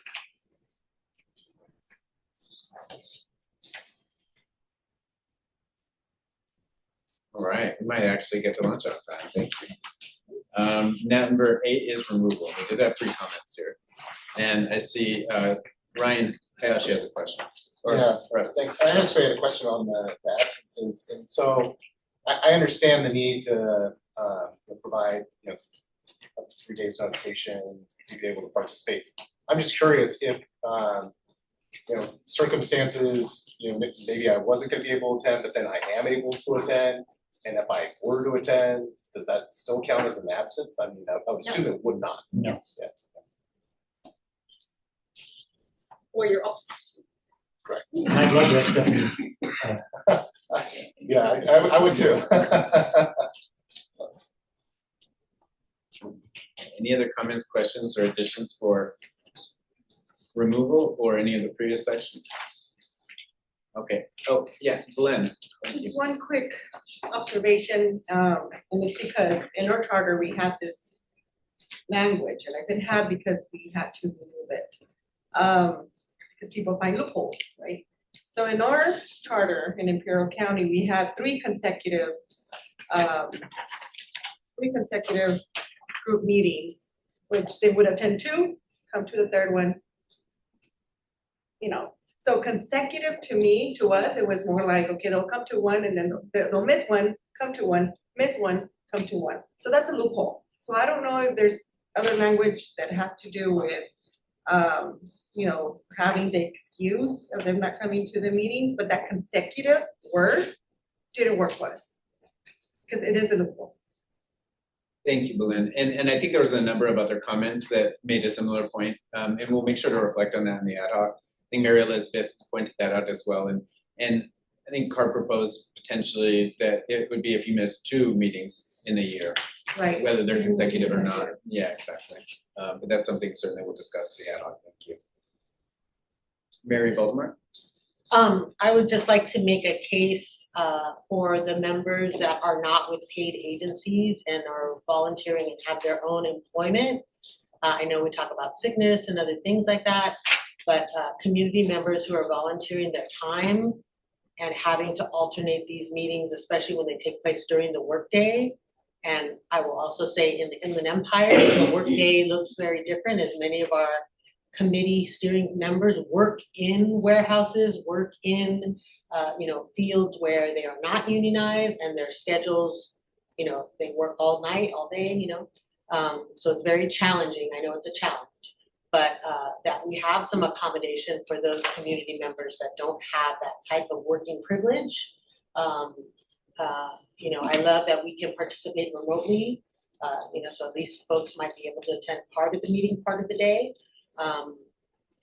But I don't think that this absence policy reflects like if you attend part of the meeting and not the whole meeting, or it's a big chunk of time out of folks' working day, and we should have clear accommodations for working folks who are not getting paid. Thank you, Deldy Reyes. Thank you, Mary. One other thing this reminds me of is for any member who currently does not have an alternate, it's not too late. And if you would like to pursue that, please contact us offline. It's simply a matter of us going back to our board and making sure that those alternate members are also included, and that way you have more flexibility. I saw Cassie's hand up, but I think she brought it down. Cassie. Yeah, I was actually going to say what Deldy just brought up, which is that almost half the members don't have alternates, so that should be treated a little differently in terms of absences. So you answered the question, Deldy. Thanks. Thanks, Cassie. And then Dr. Sessa. Just whenever it can be noted if it's something is a calendar year or a fiscal year. I know that there's some things that said in 1 year, but is that fiscal, is that calendar? And then also when you say days, if that's going to be business days or actual days, I just think you should be more specific in the language. Absolutely. Thank you, Dr. Sessa. Ryan Hayashi. Yeah, this is point of clarification for the automatic removal. So it says the consultation group member who misses 2 consecutive. I'm assuming that means a consultation group member or their alternate, correct? Okay, so just making sure that the alternate is included in that statement. Yeah, for the 2 consecutive. Yeah. Okay. All right, and so at this point, I'm just going to open up to see for the whole membership section. So is there anything you missed? Anything you feel like you need to clarify further? Kevin, apologies, I'm in and out here, but I just had a quick question on membership. This often comes up, and I don't know if you could quickly answer this or whether that's addressed. On when people move on to jobs, does the position that is it live with the current where we sit now? Say I go from an EJ organization, I then move into you know, I don't know, I then work on immigration issues. Like, does does the charter in any way deal with those transitions in people's lives? Or like, say, for instance, I work for the Bay Area Air District right now. I'm assuming that that sits with the category that we're in. Delhi's nodding her head. So I just, that comes up a lot, and I just wanted to know if we have anything that speaks to that. Thank you, Arsenio. This is Delby. That's an excellent point, and we'll make sure that the charter reflects that, yes, membership is tied to your organization. So if your life circumstances change, we will want to be made aware of that so that we can work with you in terms of maybe you should no longer be on the consultation group because you no longer represent one of those stakeholder categories.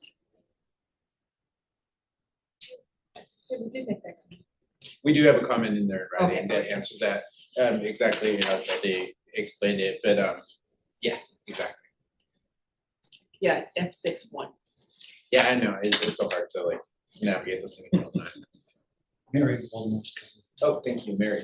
Yeah, on the section 9 for alternates, I just wanted to add the piece that Mary Elizabeth's comment has there about us being able to recommend our alternate, and you know, having some say, particularly when like on RCSC, one of our core members for San Bernardino, Musboy, passed away during COVID.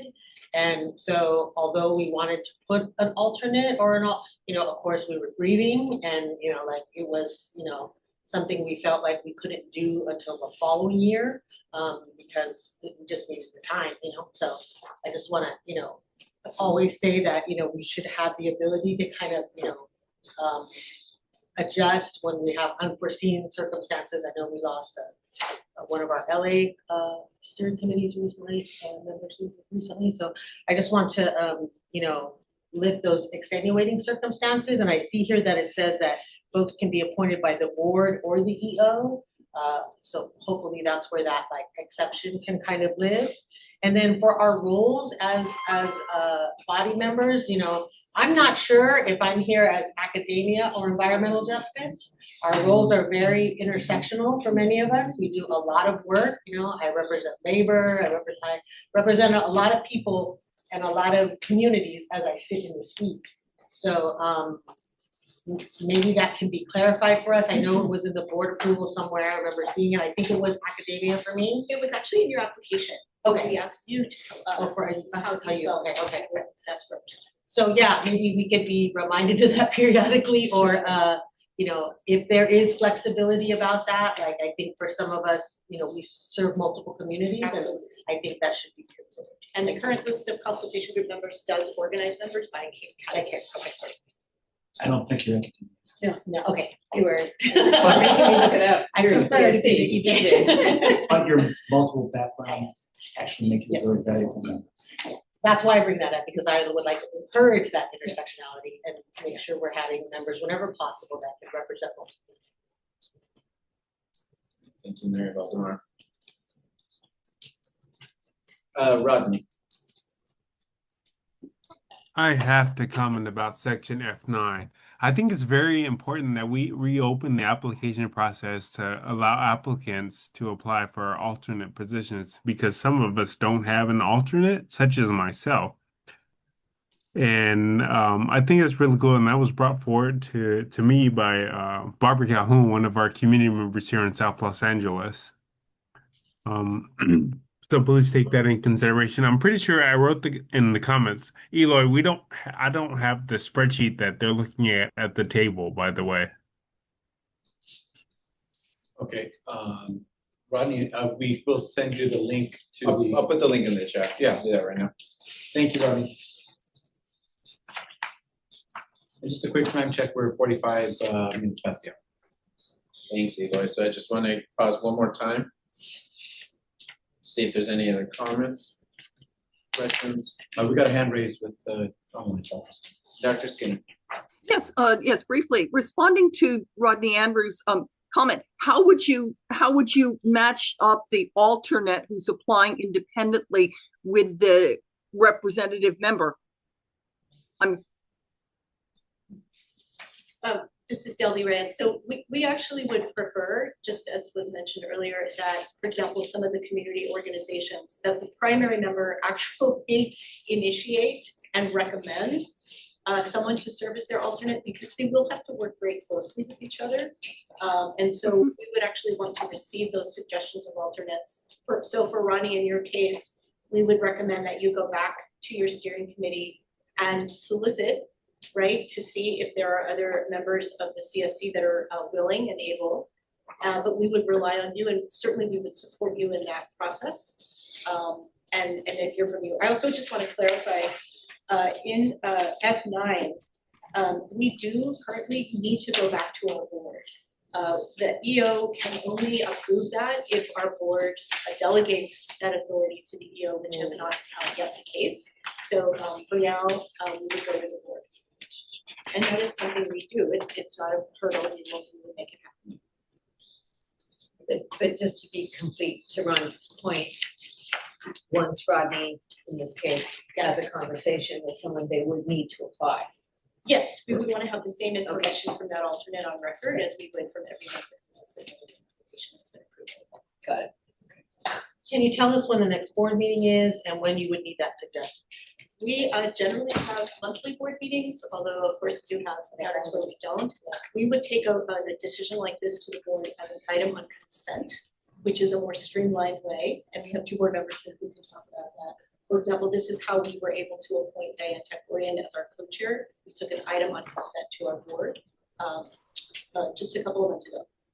I don't think there'd be any problem with the board quickly by consent approving an alternate for Rodney or anybody else. I think our goal though would be to consult as many members that don't have alternates and do it as a group. Oh, yeah. And so I think that's what we'll work with between this and then our next meeting. So can you send us a timeline on what that looks like so we can try to get a name by us? We will come back and staff with Mrs. Deldy. We'll go back as staff and come up with a timeline and share it out as follow-up. Thank you. Absolutely. Ryan Hash. Thanks. Just kind of expand on the recommendation for Rodney's comment, where it says alternates can be proposed, and maybe making it a bullet point, but to me, it's almost like alternates should be proposed by the primary member. As a responsibility of all of us to identify someone that can speak on behalf of the constituents that we represent as on this group. So all right, I don't see any more placards up or hands raised. So I think we're finished with the membership section, and I think we're gonna probably try to tiptoe into roles and responsibilities, but in about 10 minutes, we're gonna take a break for lunch together as a team. So if that works for everybody. Kevin and Eloy, are we supposed to be having public comments at this point? Oh, we are not closing the item yet. Okay. We're going to take a break for lunch and then we'll continue this conversation, but we're not, we still have quite a ways to go to finish this. We'll absolutely have public comments. At the end of the member section. Got it. Okay.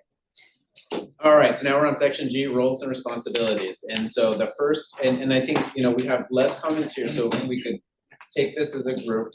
This deals with co-chairs, our lead members, member requirements, member expectations, and CARB staff.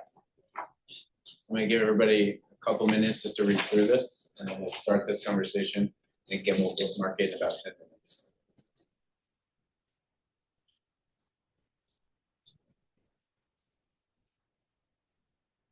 I'm just gonna keep quiet until I start to see a couple hands come up. Okay, I see our first hand, Jonathan London.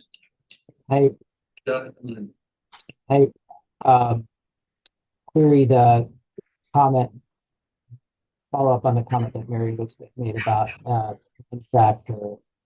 contracted facilitator, and I see that it's not currently in place, obviously, here today, and not necessarily planned directly, but considered for the future. And I don't know if this is how much this is time for discussion, but I'm curious to know the thinking about not having one relative to other of these advisor groups that seem generally to have them, and I do think it's a good practice. I think it's helpful to kind of have a neutral person and then play its, kind of more expert role.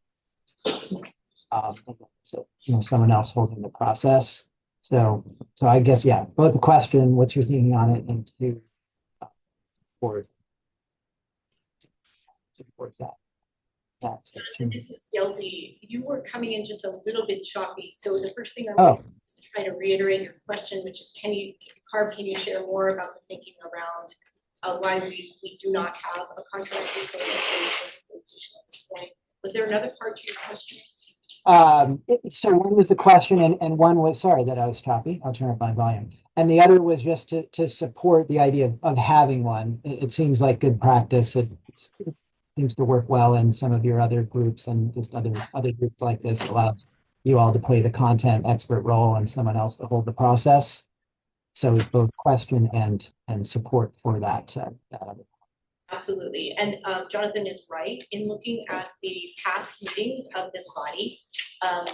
Probably more meetings than not, we did have a contract in place for a third-party facilitator.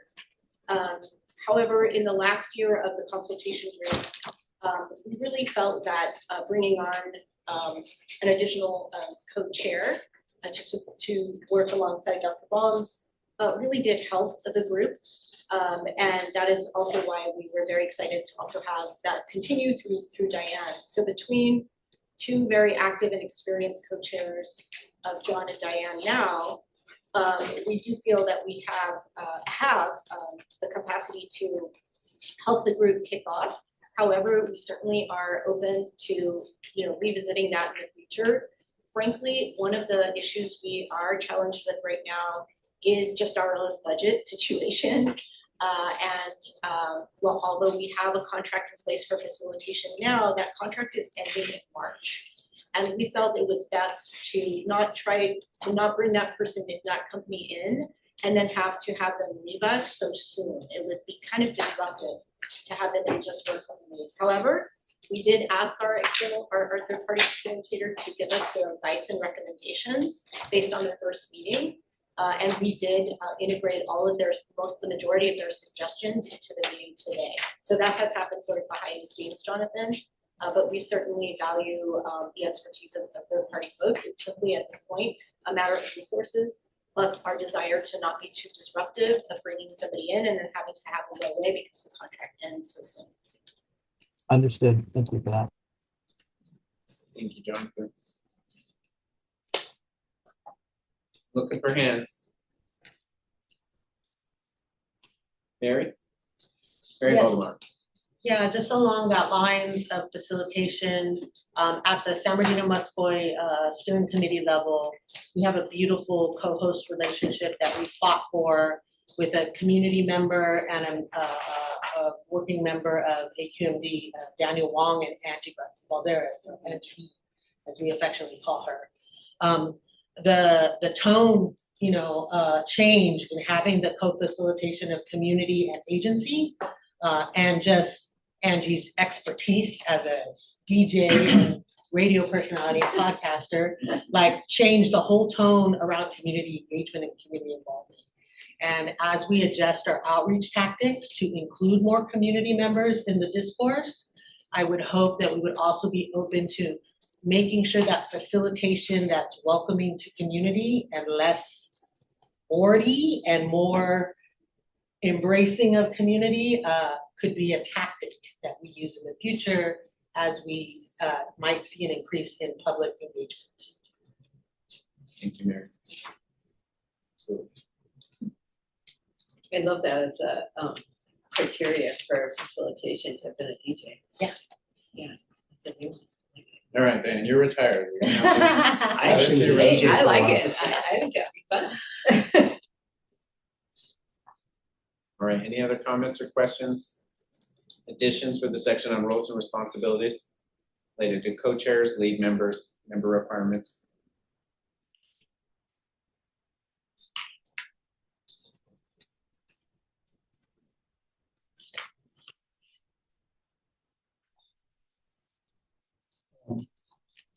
Well, I think maybe people are probably, we've been going for a long time. We're almost at lunch, so maybe this is a good time for us to pause.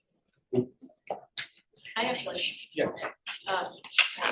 It is a good place to pause, but I just want to lift up Mary Valdemar's comment because it actually, in my mind, is a good lead in to G2 about lead members. So even though no one here had a comment about that, I really want to make sure everybody has read that section and is familiar with it because it does, I think, bring that ingredient of bringing more of you all in to shaping the agenda and being responsible with us so that it's not, only Carb sitting around thinking about what we should do, but it's also very much informed by you all. And I just want to say, we had some experience with that in the last version of the consultation group. For a few of the meetings, we did have a subgroup of members to help us frame the agenda and make it more useful to the membership at large. So, yeah, I'm glad you pointed that out, Dildy, about G2. Because I like that idea or concept. Basketball. So I did see a couple hands go up. Cassie has her hand go up. I want to just make sure if there's anything you want to share. And then we have Mary Elizabeth's hand, and then we'll take a pause for lunch. I'll wait. I think I was getting a little ahead. Thank you. Okay, Mary Elizabeth. Thank you. So I just was wondering, why there was only three. And so the way that our steering committee is set up is at some point there's an agenda setting meeting, that anyone is free to attend if they have something that they want to bring up or discuss or evaluate what's going on. And I just don't know quite why there's only three, and I can't believe I didn't make a comment about that earlier. So that's all. Thank you. I'm glad to see you missed something. Yeah. Yeah. Okay, so we got a couple hands come up, but I do want to pause for lunch like we talked about. And everybody, again, we're getting our feet under us, so thank you for asking legal clarification right now. Dana, are we required to have public comment before lunch if we're going to continue this agenda item after lunch? No, it's okay if you want to go ahead and take lunch. It's just that the food isn't here, so. Okay, well, then we can keep moving through. I don't think we can have public comment until we finish discussion. What were you saying? I know I can. But sometimes, do we have to? Can I just? We've been sitting for 3 hours. We need a break. I can admit it, I'm at my limit, so I just. Thank you, Seth. Not everybody's still on the mic is live. I don't need people to know that. Okay, maybe I can I just ask a question out loud? I'm sorry. Everyone, before we break, co-chair Diane Tecklery has a comment. Just in response to the last question, did I understand it correctly that there was a vaccine limitation on 3?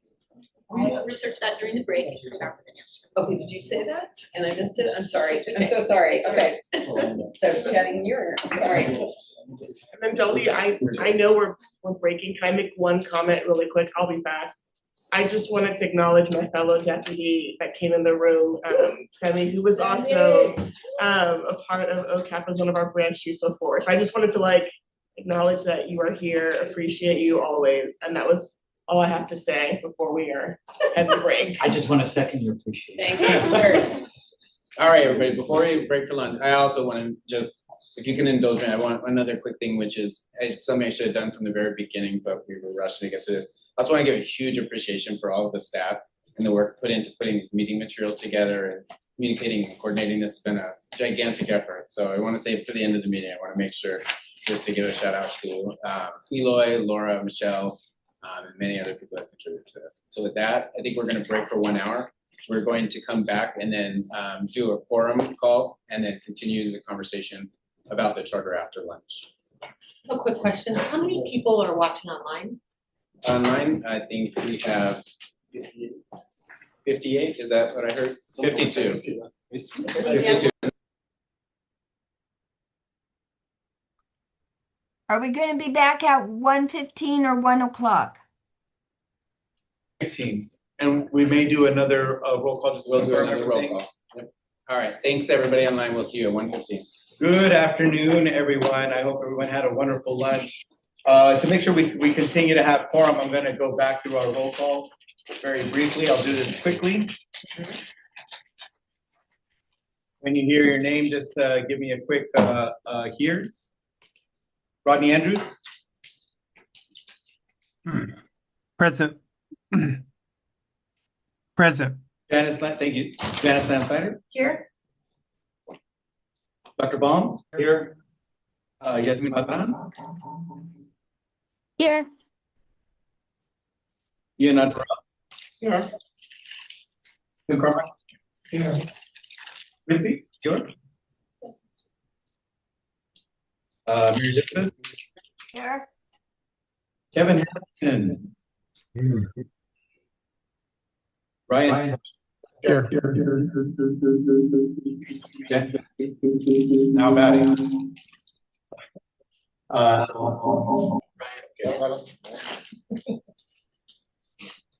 Dr. Sessa. Present. Daniel Lopez. Here. David Lowe. Dr. Lowe. Dr. London. Here. Cassie Lupino. Here. Thank you. Cassie Lupino? Cassie? Oh, okay. Arsenio? Arsenio Matak? Kristen? Unchiro? Here. Alvin Moy? Yeah. Mary, and actually, okay, we can bypass that one. Let's see, Dirk Piersma here. Mac Rosas. Max. Here. Rebecca Skinner. Here.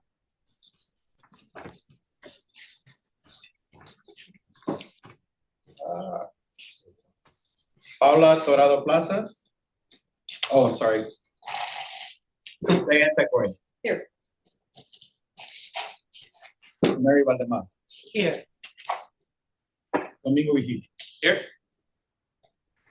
Christine Zimmerman. I'm here. All right, all accounted for.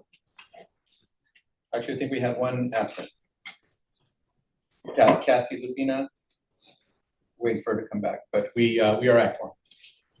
All right, thanks everybody. And we've had a really productive morning where we're able to get through a lot of the charter. And we're going to use the early part of the afternoon to get through the remaining sections. Again, that's important to make sure we get feedback on all of this so the ad hoc has enough to move on to the next phase of our work. After that, we're going to, again, convene an ad hoc of the membership. And I do want to make sure we conclude all of that early enough so that there's some time for us to move into goals and meeting agreements. Again, this is going to be facilitated by our co-chair, Diane Tecoy. So as a reminder, we got through sections A through F, and we're now have been talking about section G, which is on roles and responsibilities. I think we went through most of those sections. And so again, because there's only about 6 or 7 comments in this whole section, I'm gonna just open it up to see if anybody has any additions, any questions, any clarifications, or comments about the sections 1 through 5 in G, roles and responsibilities. Okay, so I see Ryan's hand going up first, so I'm going to start there, and then you can just raise your hand, and we'll start. Ryan Hayashi. Yeah, so going back to like the lead members, the conversation that we had there, kind of looking at the other section that talks about meeting agendas. I think it's important that, you know, while not all of us can be lead members, that the other members have the ability to provide input. And so adding something in here that talks about what that process looks like, how, whether that's making sure that other CG members are aware of who's the lead, in this case, they either communicate to the lead what topics they would like to be discussed as part of the meeting. I didn't see it in this section or in that other one. And I didn't know if you had any more clarification on in terms of limiting it to 3. All right, everybody.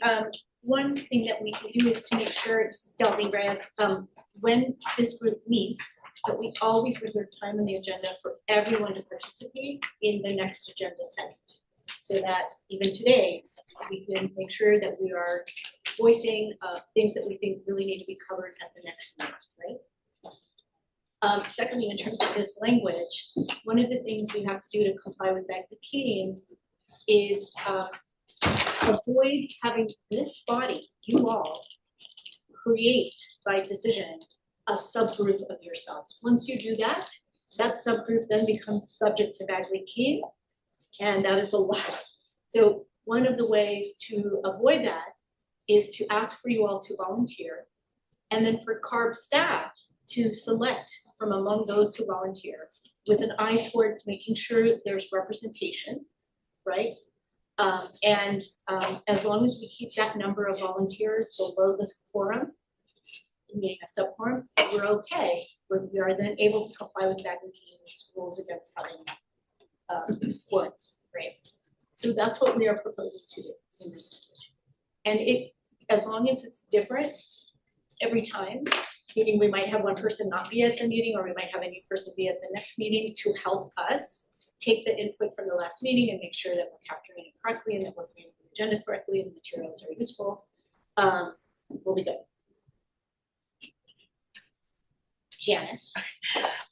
So the people who can serve as, just as a clarification, the people who can serve for the next co-lead members for the following meeting has to be at the meeting prior? Ideally, because we want them to volunteer. And so at that meeting. Okay, yeah, because my concern was more about like continuity with like what the group had discussed, like moving on to the next meeting. Okay, thank you. And then Mary Baldwin. Yeah, under roles and responsibilities on page 27, the 4th bullet down under member requirements, it says not engage in any behavior that is violent, discriminatory, or harassing as defined under CARB's Workplace Violence Prevention Program and its Civil Rights Policy. Because this taps the Civil Rights Policy, I want to be really clear, especially for environmental justice organizations, that a lot of our direct action and diversity of tactics activity that's happening in defense of community is sometimes being labeled as violence. And we, of course, do not agree. We feel that many of our organizations feel that defense of community, you know, just like I'm a mother, you know, if something happens and my young people are at threat and I intervene and protect them, even if it's like, you know, I don't know, say a grizzly bear, right? I'm all for protecting grizzly bears, but if a bear comes into my area and attacks my children, I'm going to defend the children. And I'm going to do that probably by force if I have to. I'll try to intimidate the bear. I'll try to do what I can to discourage it from attacking my family. But at the end of the day, if I have to, I will take it into, you know, direct action to protect my family. And we're seeing that actively happening in community right now as folks are being kidnapped and, you know, like all kinds of shenanigans happening. And so I just want to make really clear that the definition of violence is very specific, and that we're not allowing political, you know, action, direct action, political, you know, activism and organizing to be defined as violence ever. And, you know, because we're quoting the civil rights policy there, I want to make sure that that's clear. And I vocalized that apprehension before, but I just want it on the record for this document. Thank you. There. Oh, and I see online we have Cassie Lopina. Hi, so I wanted to raise a concern with subsection G3, bullet 1, the true and accurate comments on is being given that all of these are conditions of potential F8 removal. I think that as written right now, not being sorry, I have this written down. I was looking at this ahead of this. The question that I had is materiality of that true and accurate information.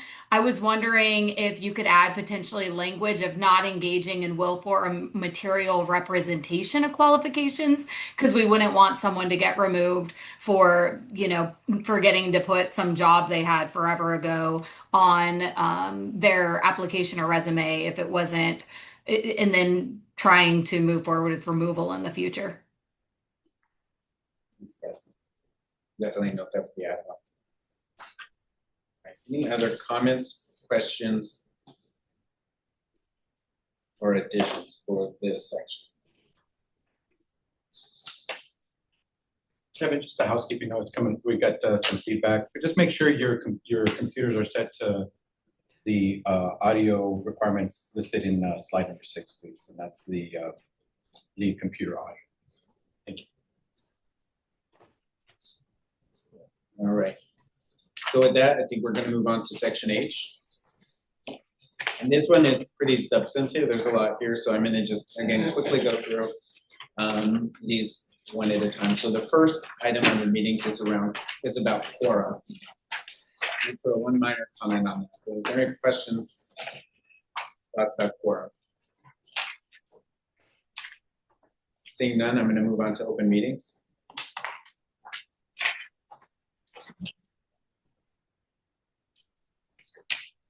I'm just going to pause, give people a chance to catch up.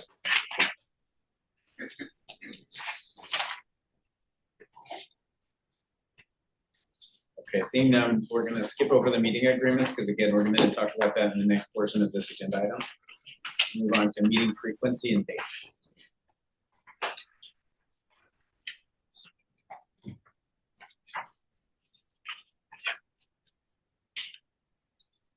Okay.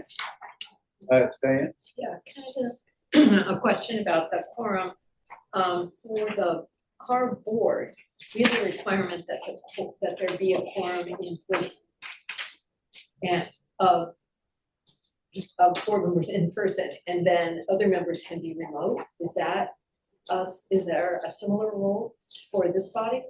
For Bagley amendments, oh, Dana is, thank you, Dana. Dana. Yeah, great question. There are actually separate statutes under the Bagley-Keene Act regarding teleconferencing for state bodies like the board versus advisory committees like this group. And for advisory committees, we do not need a majority to be in person. Great, thank you so much. Any other questions, comments about meeting frequency or dates or any of the previous sections? If not, Dr. Sessa. Thank you, sir. And I see Mary next after that. I see the comments that we had shared for AQMD and CARB's recommendations. However, knowing that, especially taking into account Mary's comments earlier about recognizing the diversity of the experience of the people who are a part of the consultation group, thus, maybe it's you all tell us the schedule for the year by the end of the year. If you can't say, okay, we'll have the meetings in these 3 months or whatever, you want to retain their flexibility. But I do feel very strongly that this schedule needs to be determined for the year. And so we should go into 2026 knowing when the 3 consultation group meetings are going to be, so that people can make those arrangements and do whatever needs to happen, especially if it involves travel, especially if it involves work responsibilities and so forth. We all don't have the same flexibility, I think, in that way. I would echo and then the same thing also about the timing. If the meeting is going to be at 9:30 to 3:30, if the meeting is going to be from 8 to 6, those are the things that people who are getting paid by the hour need to know. So the more you can respect that, I think I'd be appreciative. Absolutely, we totally agree. And I will say the final slide in this presentation is announcing the dates for our meetings in 2026, as we feel the exact same way. So thank you for that, Dr. Sessa. And if that's what we want to put in the charter, we can consider that too with you guys. And then Mary Valdemar. On page 34, item 1C, where we talk about, that the process will be scheduled and facilitated by CARB staff for the onboarding. Just to address comments that were made earlier about providing the opportunity for steering committees to also mentor other folks. So if in the onboarding process, like let's say we do like a Zoom or something like that to onboard for folks, that we could also invite folks who are existing members to participate voluntarily if they want to or can, or if they have capacity.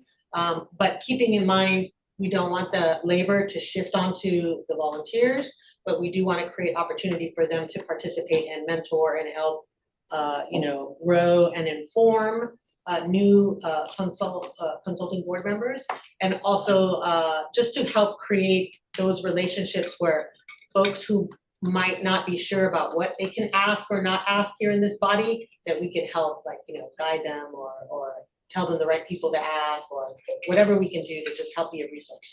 Absolutely. Thank you, Mary. All right, I don't see any other hands. I just want to pause one more time to see if anybody else has any comments, questions, or additions for this section H. Not, I think we can move on to the next section. Oh wait, I'm sorry. I think we also need to make sure to get through.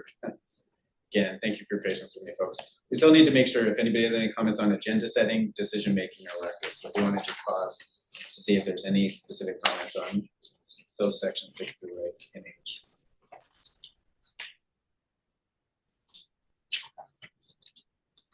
While you're looking, I do see that we have a hand up online. Christine Zimmerman. I just had something small I wanted to suggest with regard to agenda setting, especially for my fellow consultation group members who are new. We got kind of focused on the idea of only having 3 and the very good reasons for that, but don't let that discourage you from volunteering if you have time in your day, because I learned so much about how this process works and how to be a good consultation group member and contribute meaningfully when I was an alternate the last time around. So don't let the Badgley Keene requirement and the focus keep you from going ahead and participating. It's a great opportunity to get to know CARB staff, and it's a great opportunity to make your voice heard. So that was what I wanted to say. Thanks. Thanks, Christine, for that comment. I know we saw in the Zoom room a lot of hearts for that comment. So thanks for sharing that. I'm just going to pause a little longer. Any other thoughts on section H? I'm not sure if this is the right place to bring it up, but I think it's under decision making. We were having a side conversation about some of the other advisory groups, the EJ consultation groups, and other groups that are happening in different agencies on extremely similar topics. And I have an interest in having some kind of joint meeting at some point, so that we can strategically figure out what are the commonalities and what might be different in these groups. Is there room for that in this? And I know that there's meeting requirements and things that we have to be conscious of, but I'm pretty sure, just like in academia, we have some ways to get around that. Is there a possibility of that, and what would that look like? Is it covered under this decision making or this group one? Thank you, Mary. That's an excellent suggestion. And I just want to, housekeeping note, also remind everybody again, this is Deldy Reyes. So when we speak, if you say your name, I want to give a shout out to Amanda Deep from OCAP. She is our hardworking note taker, so that will help her out. Mary, to your comment, you are absolutely right. Even within Kelly PA, so many of our boards, departments, and offices are establishing union advisory bodies specifically for environmental justice. I can't tell you right now what we at CARB can do to create some kind of structure to bring at least some number of those groups together, but I can commit that we can go back and explore it and then report back to this. Okay, great.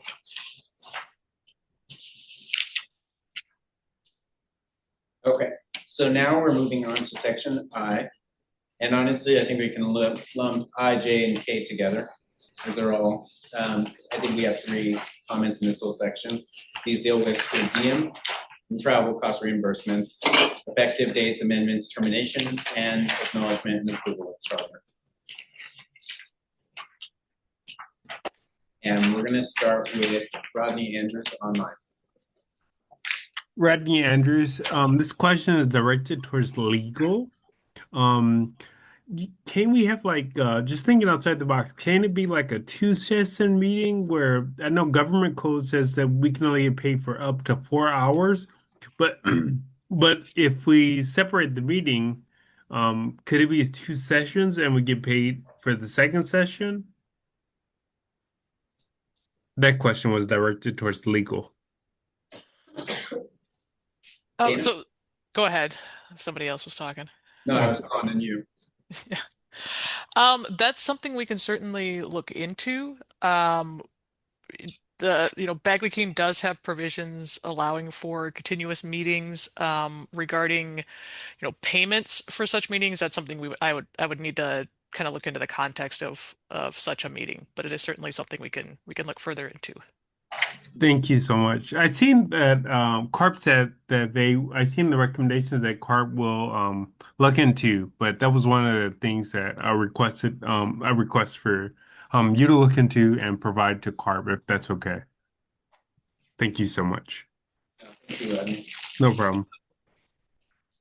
We have Mary Baltimore in the room, and then we'll go to Mary Elizabeth on the internet. That was from before. Okay, Mary Elizabeth.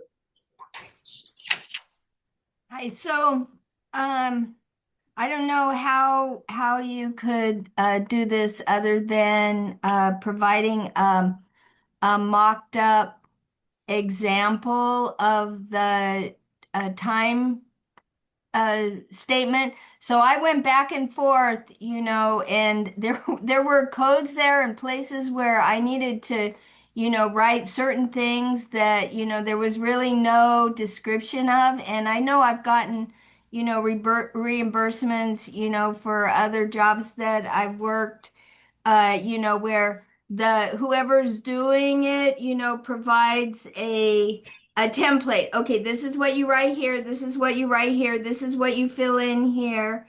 And, finding that for that first meeting, I had no idea since I did it online that I would need to fill out a travel reimbursement for an online meeting. And I don't know how it works in the other air districts, but in our air district, somebody is taking roll and they just automatically send whatever stipend is happening.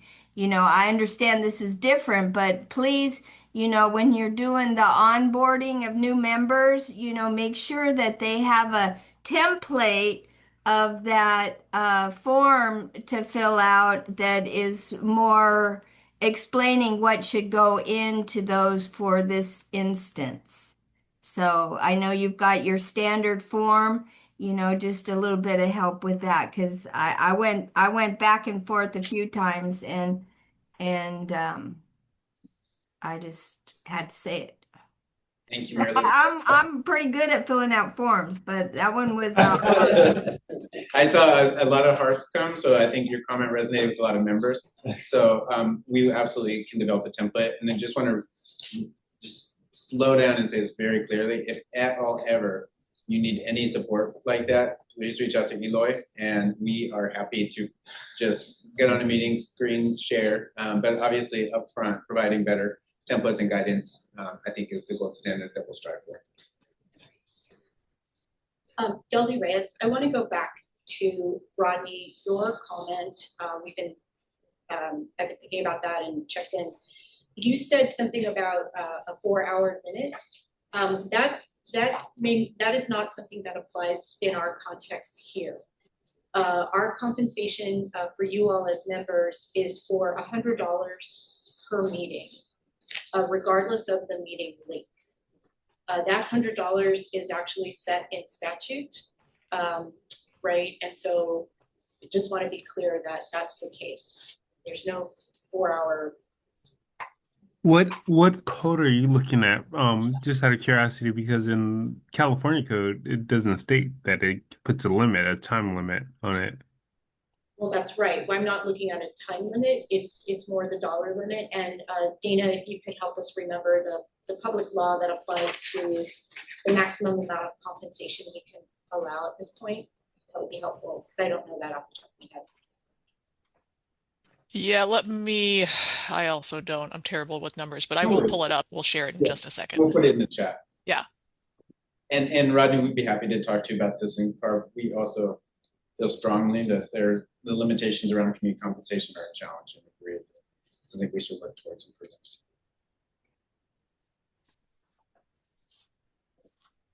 Okay, so just again, want to pause. Any other comments on this section? Questions? Anything missing? Evan Hamilton. Hi, just to clarify, Deldy, what I took from the earlier comment on this was somebody put forth, and please correct me or that person if I'm misquoting you. Create so let's say we're having a meeting and the issue is going to go over for 2 days, or if the meeting is going to start at 8 a.m. and is not going to end up until 6 or 7 that night. Is it possible to turn that into 2 meetings essentially with a appropriate break in between and a separate name, meeting 1A and 1B, for instance, just as an example, which would differentiate the 2 meetings as 2 separate meetings? The topic is irrelevant because the topics we're speaking to carry on from meeting to meeting. So it really isn't a topic related issue. It's more a continuity issue. So talking about, well, do we just need a 2-hour break in between? And then the second meeting is part 2 of the first item or general name for the first meeting. I'm not phrasing that well right now on the fly here, but I think you get the point. And that's the legal question in my mind that it would be great to have legal sort of parse out there. Yes, Kevin, this is Deldy, and I do want to respond on behalf of Dana's information. It is per day. So it would be $100 per day under Health and Safety Code 39603, and we will put the link to that code in the chat. So I hope that answers. Great, thank you. Yeah. So then it behooves us to think about that on issues that might roll over and consider our time constraints and fiscal constraints individually, and how that works for the overall group. Yes. Period. I'm talking so used Kevin, to I'm sorry talking for and typing now. Kevin, I'm I sorry. put a period on my sentence. Sorry about that. No problem. This is Rodney. Kevin, I'm sorry so much for interrupting. You said 39603. Can you put the link of where you're getting that information from? Because also, according to that, it says 4 hours. Well, what I will say is this is probably something we should take offline and make sure we have clarity around with the ad hoc so that we have the correct facts. But I think we are putting in the chat, and this is something that legal will follow up, and Rodney will communicate with you to make sure we're clear on this moving forward. Thanks for catching that, Rodney. All right. At this point, I just want to take a step back, and we've got through the whole charter, which we pride ourselves as an incredible lift. This is 92 comments. And I just want to see, is there anything missing from the charter? Is there anything unclear that you feel is lingering? We just want to make sure to close all loopholes before we move on to the next part of our agenda where we talk about meeting agreement and goal statements. So just have one final pause for the members. If there's anything still lingering.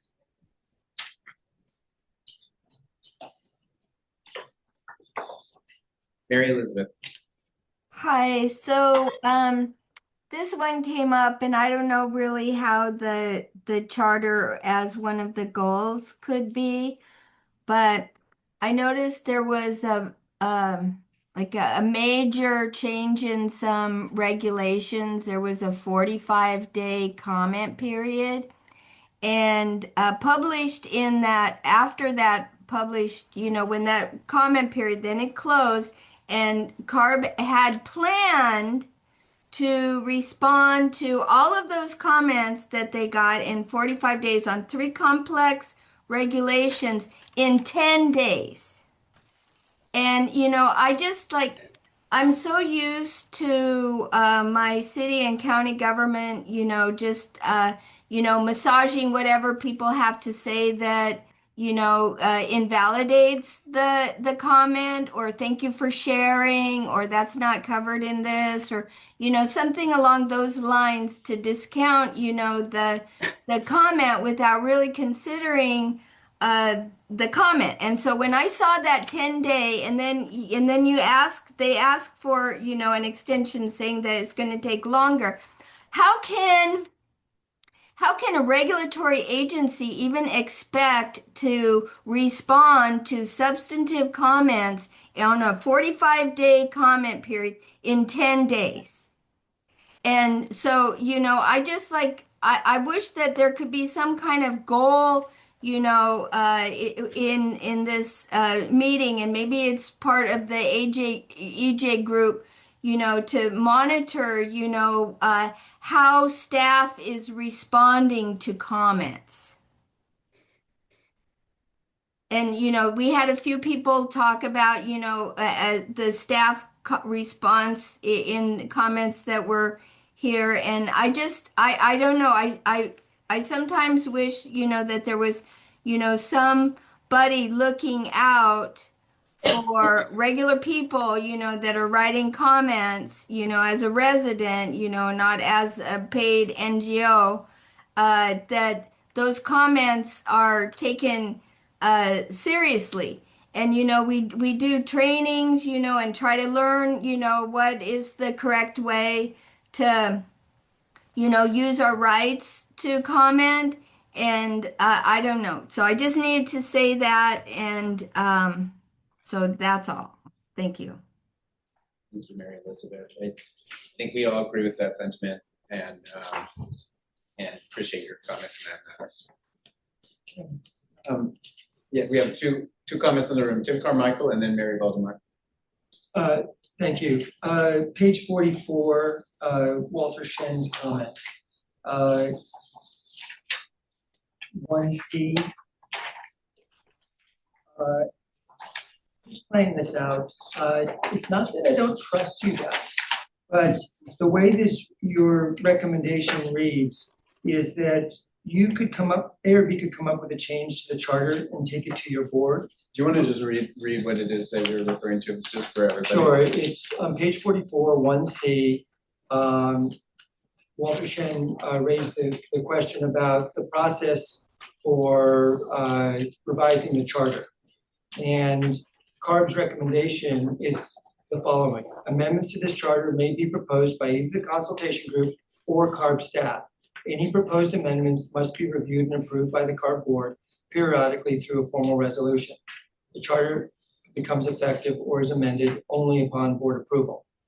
The scenario I'm playing out is CARB wants to make a change to the charter, takes it to the board, but the charter is about this consultation group, and there's no, I don't read any requirement or even statement of process intent that you would run that single or multiple changes by this group before you take it to the board. And I'm just trying to avoid a scenario where you maybe innocently, maybe very innocently, want to make an update that you think is administrative, but somebody in this group doesn't like, and if it goes before the board before we know about it, just avoid that conflict. I think we can be explicit that all charter amendments need to be discussed in consultation group meetings with the whole body before they're approved. Thank you. Absolutely. Well, I would take it one step further. This consultation group actually has to approve the charter before staff can take it to the board. That makes sense to me, but that's not what this says. So we Okay. we can rewrite that to be more specific. Thank you. Chanel online and then Mary Valdemar. Okay, I'll come back over here. I'm charging my computer.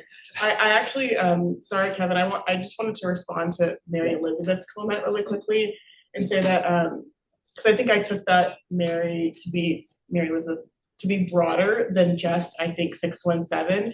And that was actually really helpful for me to hear. I'd love to just maybe have a conversation with you offline. I think in our EJ space, we've been doing a lot of work to think about like what that could look like in terms of like how we meaningfully engage and respond. So it would just be really helpful. So I'm happy to get your information from someone in the room to follow up, but I think we would really love to hear your comments on that. So thank you, Chanel. And thank you again for your comment on that, Mary Elizabeth. And we're going to go next to Mary Valdemar. Yeah, on the topic of what's missing, and I'm not sure if this would be in background or history or maybe a separate section before we even dive into things. But as someone who participates in the Native Council for San Bernardino and Riverside counties, I'm very conscious of the fact that we talk very little about Native communities. And I know that our charter had inclusion of tribal bodies, but I haven't seen a ton of that, in all my years of doing this work. So I would like to make sure that we have some reference, because we're a California-focused agency, to California Native people, and that we're on ancestral lands, and that they have been doing the ancestral stewardship and the traditional ecological knowledge and science behind California Native peoples. I think a good model for that is to take a look at the UN DRIP document, which is the Declaration of Rights of Indigenous Peoples from the UN. And that is something that we used in this curriculum that we've just recently done for the Department of Education as a model of how to do that at the school level, at the district level, at the county level, at the city level, like that all the different levels of agencies should be looking at that and making sure that there is some inclusion of California Native people as we talk about air pollution, air quality, and everything under environmental. Thank you for that comment. And I think that's a good comment to close out this section. So, oh, I'm sorry, we have one more. We have one more comment, which will be a perfect one to close out the section with Dr. I don't think so. I'm gonna change this whole system. No, I'm just playing. So I, in my former life, I used to work with student government, and so part of the job was to do constitution and bylaws and so forth. And then also, I have been in spaces in which Robert's Rules of Orders have been used to silence the people in the room. So I'd like us to be mindful that sometimes people come into this space not knowing of those things, or just knowing that those things have been oppressive and used in a way to oppress the voice of the people. And so the more that this document can be accessible, that can have the background, the origin story, that can have links to other documents, makes it user-friendly. And so for me, I also think that the comment that was about how to update the charter, as Tim had mentioned, if there's a time of year, or if there's a frequency in which additions can be offered, if somehow just make the process normal to question the process, right? Like, to figure out a way. So if someone came in with a question, like Rodney, I'm just gonna pick on Rodney. Rodney has questions, right? Like Rodney will say that, right? But you all have made a space for Rodney to feel comfortable in doing that. That doesn't always happen, right? And so I think that the documents need to reflect too that there is an openness. And so then, if people have any changes, this is the process. So I would just say that, like, it should be written into the document that making recommendations or changes to the documents is not a hardship to this group. And then in fact, it's welcome, so that it can be a living, breathing document. Thank you, Dr. Chris. I think that's a a great comment for the charter, but that's an even better segue to the next part of our meeting, which is about meeting agreements and how we want to make this a space that is accessible. We want to make things plain language. How do we want to work together? And I think you spoke to a lot of those things in your comment, Dr. Sessa, so thank you for that comment. And with this, I do want to now pass it to our co-chair, Diane Techlorian. We're going to cover those two sections that we skipped over, meeting agreements and the goal statements, which we explicitly set aside for the consultation group to discuss. So your co-chair is going to be leading this portion of the meeting. Good. So I get the part where you all are comfortable after lunch, right? Lunch was good. Yes. Yes. Very nice. So I think I'm really impressed with all the comments that we've received throughout the document, and especially on the meeting agreements. And it's really reflected by the way in which this meeting has gone so far. I mean, clearly, this is a group of folks who have been in a lot of meetings and expressed a lot of respect for each other and a lot of active listening because we're making really good progress. Thanks to Kevin for all the work and facilitation to get us to where we are now. So we have up on the board the feedback process for the meeting agreements. And if you all could turn to the sheet that looks like this, if you have that's the meeting agreements, and it has 26 comments that are organized into 11 themes. And so our goal is to see if we can move through these themes and the specific agreements that have been suggested and see where we have agreement, see where we need clarification, and also see if there's anything that you feel like is missing. So my thought was that we could take a look at each of the themes and ask you to take a look at those. And if you have any areas of clarification that you would like to ask the authors of these suggestions in the active participation theme, then now's the time to ask those questions. Just to see if there's anything that you feel like is unclear to you or that could benefit from different, more clarifying language. And the idea was we thought we would go through each of the themes in this way so that we would ask for clarification and then ask for any additions that you feel like are important. What do you think is missing? And then we'll get to prioritizing at the end what those themes and comments are.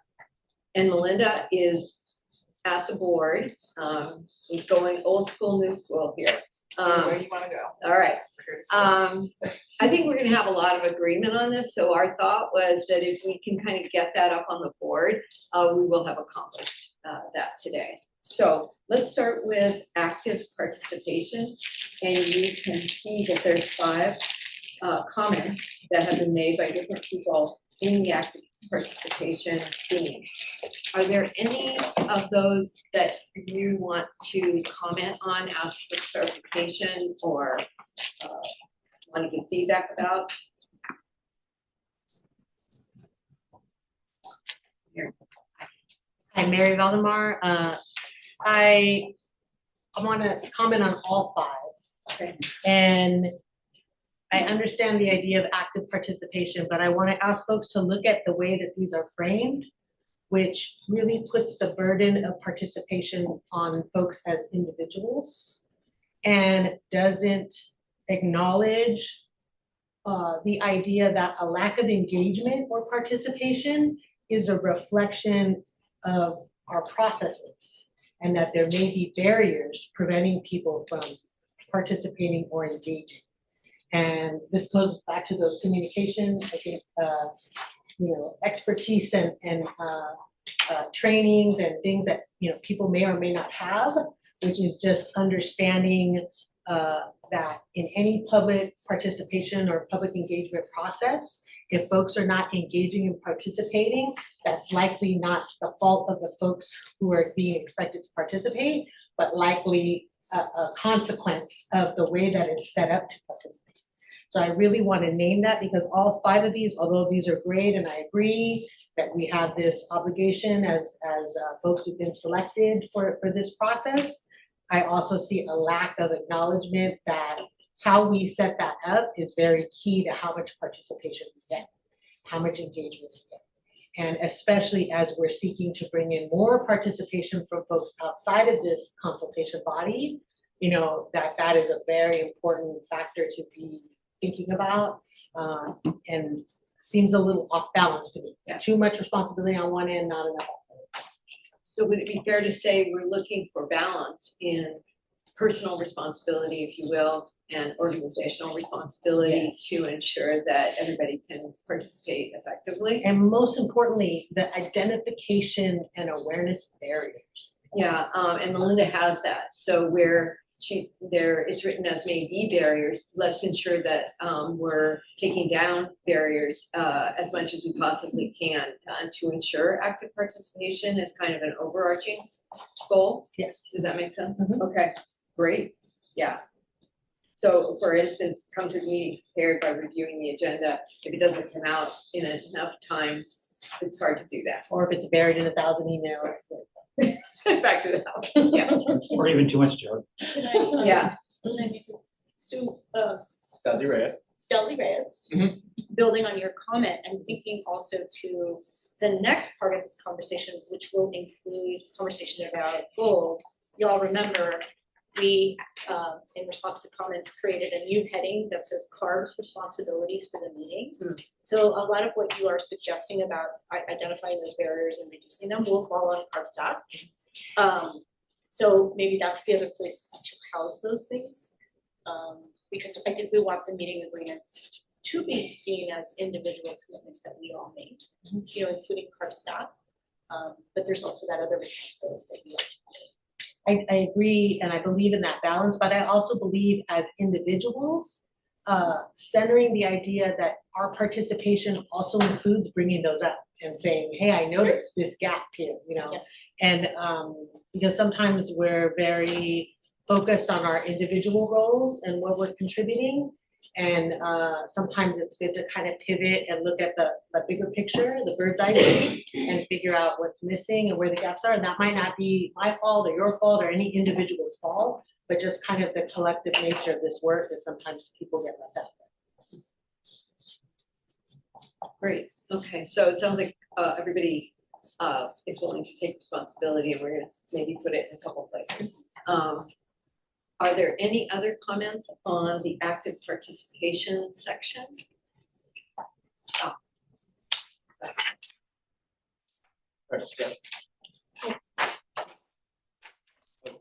Domingo. Yeah, just quickly. So if I understood correctly, Mary's comment is more like a yes and, basically, and that and I was gonna touch on what Delby said, because I also see these meeting agreements not just for us as participants, but also for whoever's facilitating. And so perhaps there also should be an agreement from the facilitation side to say, provide facilitation techniques that promote active participation from members or something along those lines, so that we can see that counterpart also taking that responsibility that you were talking about. Can I give an example of what that looks like? For example, preparing for prompts ahead of the meeting that would, engage people more so than just, relying on folks to raise their hands, but more like, I believe Delby might have mentioned this, like going around and making sure that we have the time and the space for folks to, for everybody to contribute. Like pulling the people right, from exactly. it instead of just passively expecting people to raise their hand. Exactly. Like one example we do in the social justice and environmental justice world is we'll often do like a debrief or a reflection after we've done this work. And we'll do roses, buds, and thorns. And everyone wants to give roses. That meeting was great. What a great conference. What a great action. Everyone's like down to do the roses. The buds and the thorns, that's harder because they require us to like this worked kind of good, but didn't get all the way that where we wanted to go. Or this, we will never do it again because this did not have the impact we wanted. We didn't get the engagement, we didn't get the participation. But if we don't pause and do that 3-part reflection, we miss most of the time the thorns and the buds, and we only focus on what went well. And for our note takers, that was Domingo Vejos and Mary Baltimore. No. So Melinda, it's roses, buds, and thorns. There's lots of models of that. That's I just know, one but example. she was writing. I missed the buds. Yeah, sorry. And if I could just say, who's doing the scribing on the? Adriana Hernandez. Adriana, thank you. Laura as well. Okay, so I need to say that, so to ensure that that our online participants are seeing everything as well. Thank you so much for doing that. We're trying our best to keep it. Okay, thank you. Jonathan London. Hey, yeah, I love that, as you know, that kind of evaluation talk there, roses, buds, and thorns. And I wonder how to actually build that into the meetings. Like, will there be like evaluation, like online evaluation forms after each meeting? That would be one way to do it.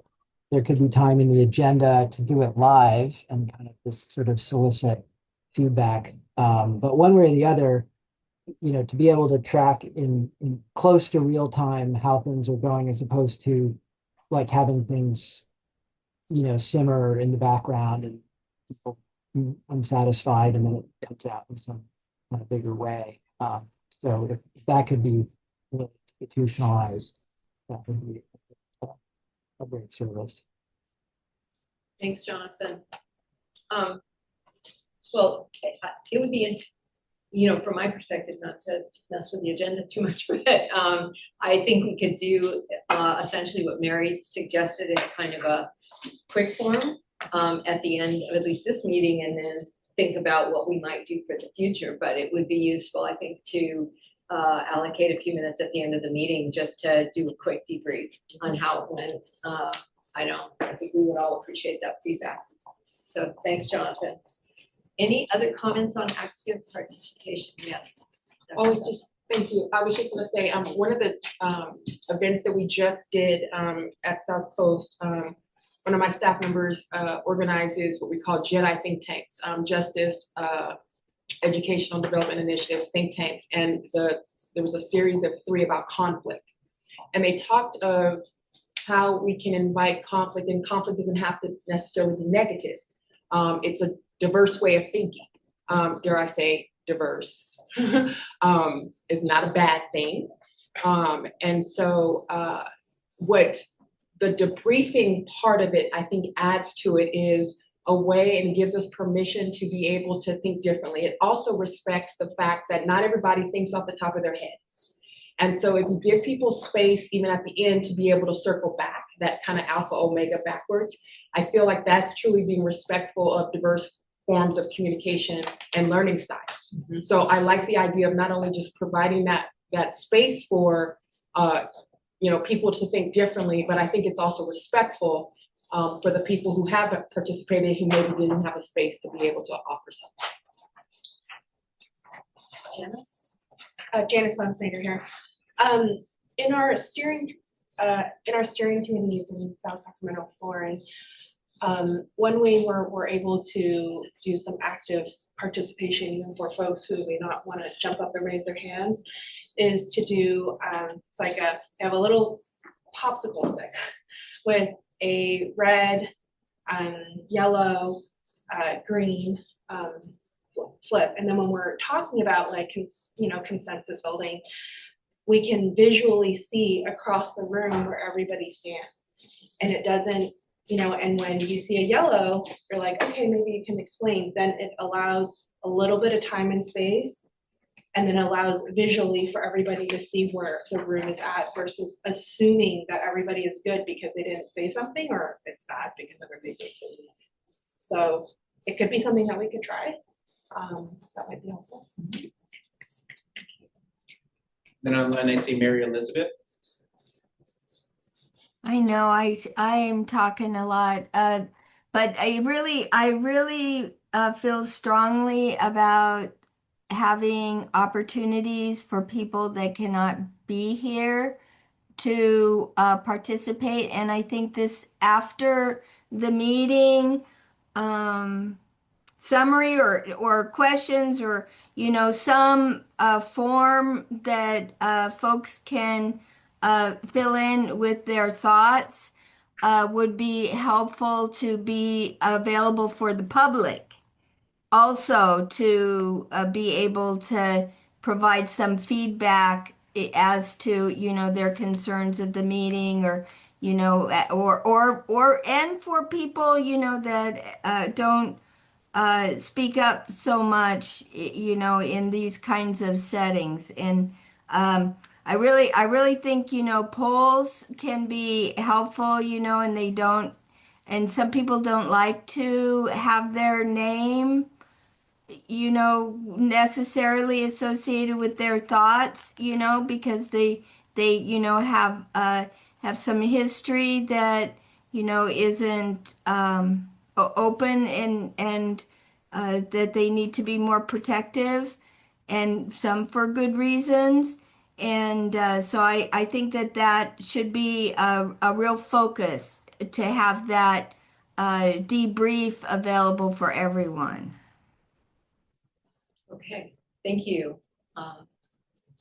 Any other comments? I want to move us along. I'm realizing, it's 2:20 and we're supposed to end this meeting at 3:30.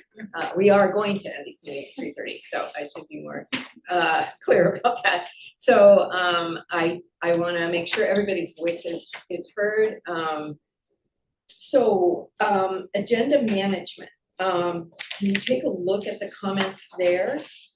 We kind of talked about agenda in the prior conversation, but anybody have any clarifying questions or any additions that you think need to be added to this section? We've talked about creating a sub-forum that could help with agenda management, and I believe that Delby also said we'll spend some time at the end of each meeting to ask members what topics you think are important for us to discuss in the next meeting. So these two concrete things I think we've already discussed.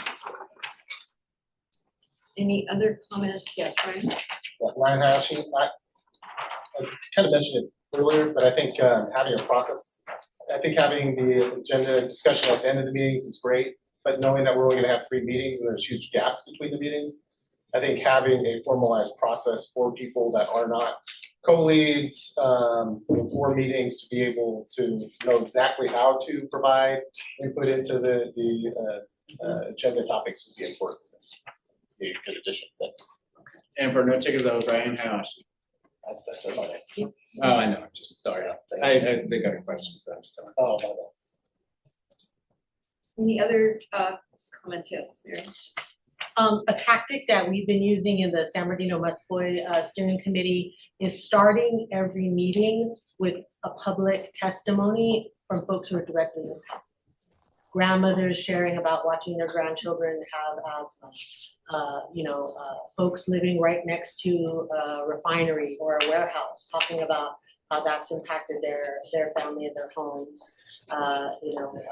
Science researchers coming and talking about sickle cell anemia and how that's related to health. But having this outside person from this body come in and just start the conversation with like a 5 minutes, like this is why we're here doing this work. Like, so we're all on the same page about why we're here and what are the direct impacts and what do they look like. As a reminder, many of us see it every day, but sometimes when you see it every day or it's a part of your paid job, you just lose the impact, right, of who's being impacted. And I really love that about our steering committee, and would love to see something like that,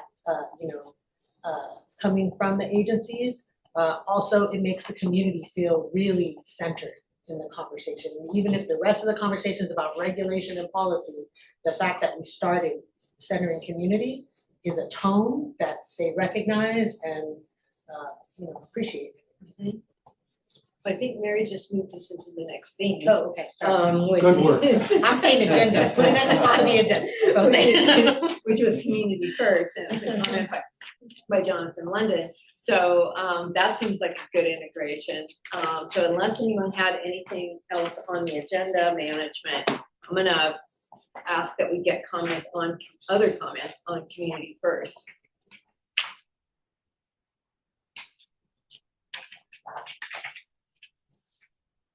Not hearing any others on that, then or seeing any. The next section is on compassion, and there are 4 comments there. Any clarifying questions or additions on compassion? Who wants to argue against compassion? You're listening. Janelle's got her hand up. Uh-oh. I'm just stretching. You're not gonna take the anti-compassion Yeah, stance. I know what I thought about it, but. We do have a hand online, Christine Zimmerman. And to start, I'm not part of the anti-compassion platform. So get that out of the way. There was one comment under here, and I agree with it on the surface, which is assume good intent. But I want to qualify that, and I understand what you mean, Mary, totally. But I have seen the phrase assume good intent used to quiet people. And it's usually people who aren't in a majority or people who are maybe new to the space. Of course, we want to assume good intent of one another, but that doesn't put you in a box. You know sometimes, and maybe you learn through communication that the intent was good and that you had a bias, but it's okay to express that you feel threatened in a way, or that you feel like maybe the intent's not good. So while I like that phrase and I understand how it's used, also don't let that put anyone in a box. That's what I wanted to say. Okay, thank you, Christine. And Mary? Yeah, very similar to that, there's a concept known as, impact over intent, which, kind of ties to also the trigger comment here on number 10, which is just really understanding that, as we try to have difficult conversations with community, and we talk about like safe spaces, that we can't really do that. Like, we can't make any space 100% safe for anyone. All we can do is pledge as a body that if someone expresses to us that there's a trigger or there is an impact that wasn't recognized in the conversation, that we'll pause the conversation and we'll put people over agenda or people over efficiency, and we will make sure that there's support for folks who, especially directly impacted folks who are triggered or feeling a harm because of language that was used. This is also part of meeting people where they're at and understanding that community comes to us from many different levels of consciousness. And, part of us working together collaboratively is to meet people where they're at. So I would like that in the agreements that we're meeting people where they're at, and we know that we're not all at the same place at the same time. Thank you. And I see Rodney Andrews' hand online. Yeah, this is Rodney Andrews. Getting back to section I1, I have a quick question, and this question is directed towards legal. You were right. Kevin brought up a really good point. So is it possible for us to define the day? Perhaps we can define the day as a 4-hour meeting cap day, and then our next meeting section is the next day. Can we do something like that? I think, I think we would definitely meet with legal and have a conversation, just see how we can be flexible and make sure people are adequately compensated for their time and efforts. And Rodney, we agree with you that these limitations are really problematic for us to be able to have people to meaningfully engage in these spaces, and we'll continue on the legislative side to push for that change.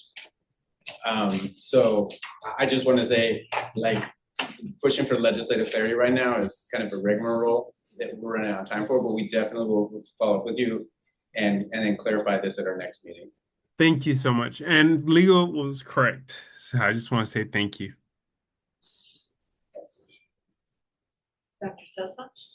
Hi, so maybe you all have heard about angry Black woman syndrome, right? That's something that has been talked about, that I quite often deal with, other people have talked about resting faces, nonverbals that people might experience, and people react to those things. There's a lot of explicit and implicit bias when it comes to how people communicate with one another.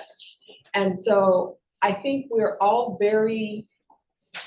it would behoove us to better educate ourselves about those things when we're in these spaces. Because people can make assumptions like, oh, well, this person meant something, or they meant that, or there's a whole lot of that's there. And we're dealing with people who are angry. And in my short amount of time that I've been involved with the AB 617 program, what I have seen happen is a lot of people have caused harm to other people. And it was, well, that's the only way that I could support them, was to allow them to hurt me, because they needed a place to store their pain, or they needed a place to be able to focus their pain. That is not for me to be with anyone in any kind of professional setting. I'm not a receptacle, nor do I have the right to be able to do that to someone else. And I've seen that happen quite often. We have allowed people in their pain to attack. And although I hate that movie, Encanto, I hate that movie. Hurt people hurt, but it still has no space and no place in our interactions. And so I think that I would want us to really think about how we can better educate ourselves for styles of communication, how we can better interact with each other through a sense of, maybe it's trauma-based understanding, but to hold people accountable as well, right? I know that people can be angry about what is happening. I'm angry about a lot of stuff that's happening, but I do not give myself permission to then take that anger out on someone else. And we can't get to the work if we do that. So if anyone expects me to just receive someone's anger because that's what I need to be able to do, that doesn't help any of us. That builds resentment, that builds a lot of stuff. So for me, I feel like if we can have really open conversations about how do we disagree? How do we dialogue? How do we have disagreements in a healthy context?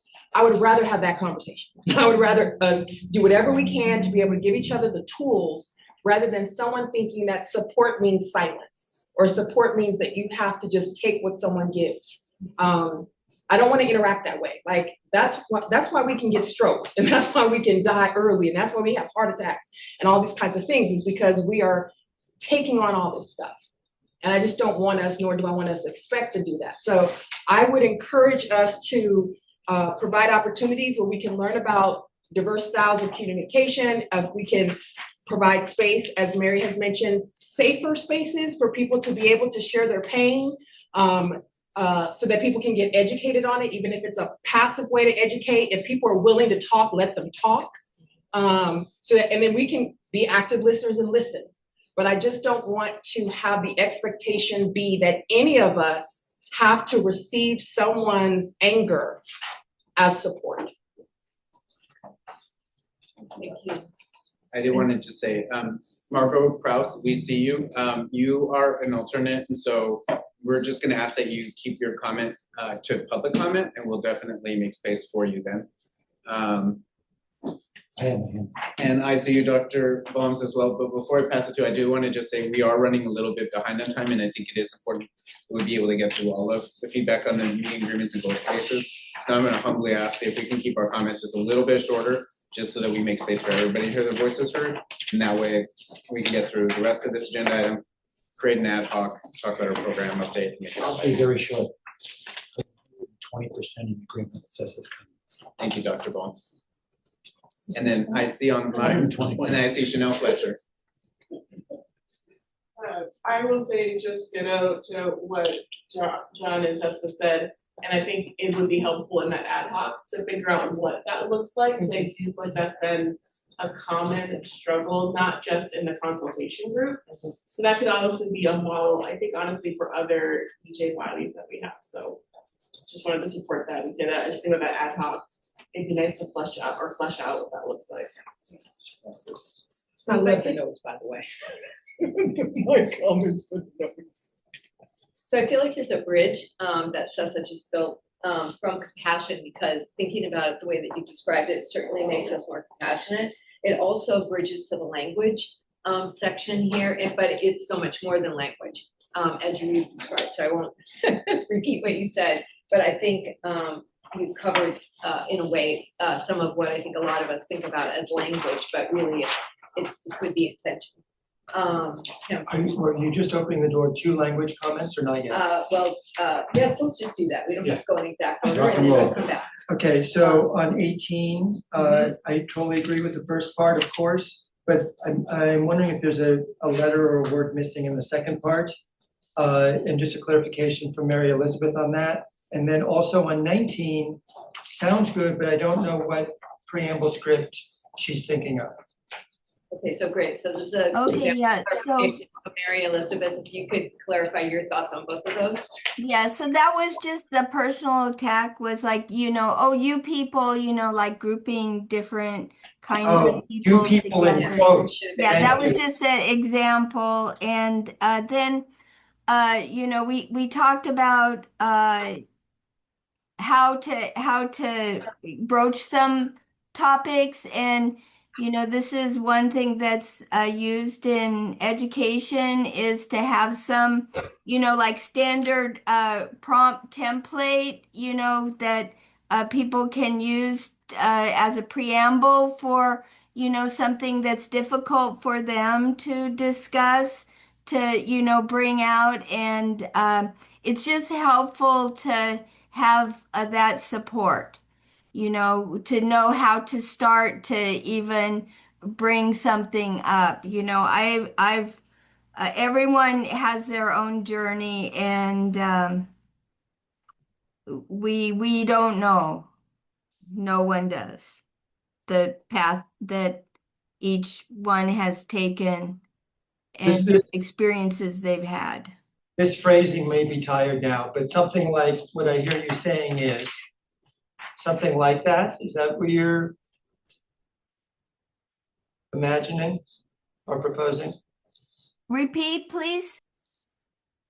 So in past groups that I participated in where there was a lot of conflict in the air or disagreement in the air, one of the phrases that people were encouraged to start with is something like what I hear you saying, as opposed to assuming I know exactly what you mean.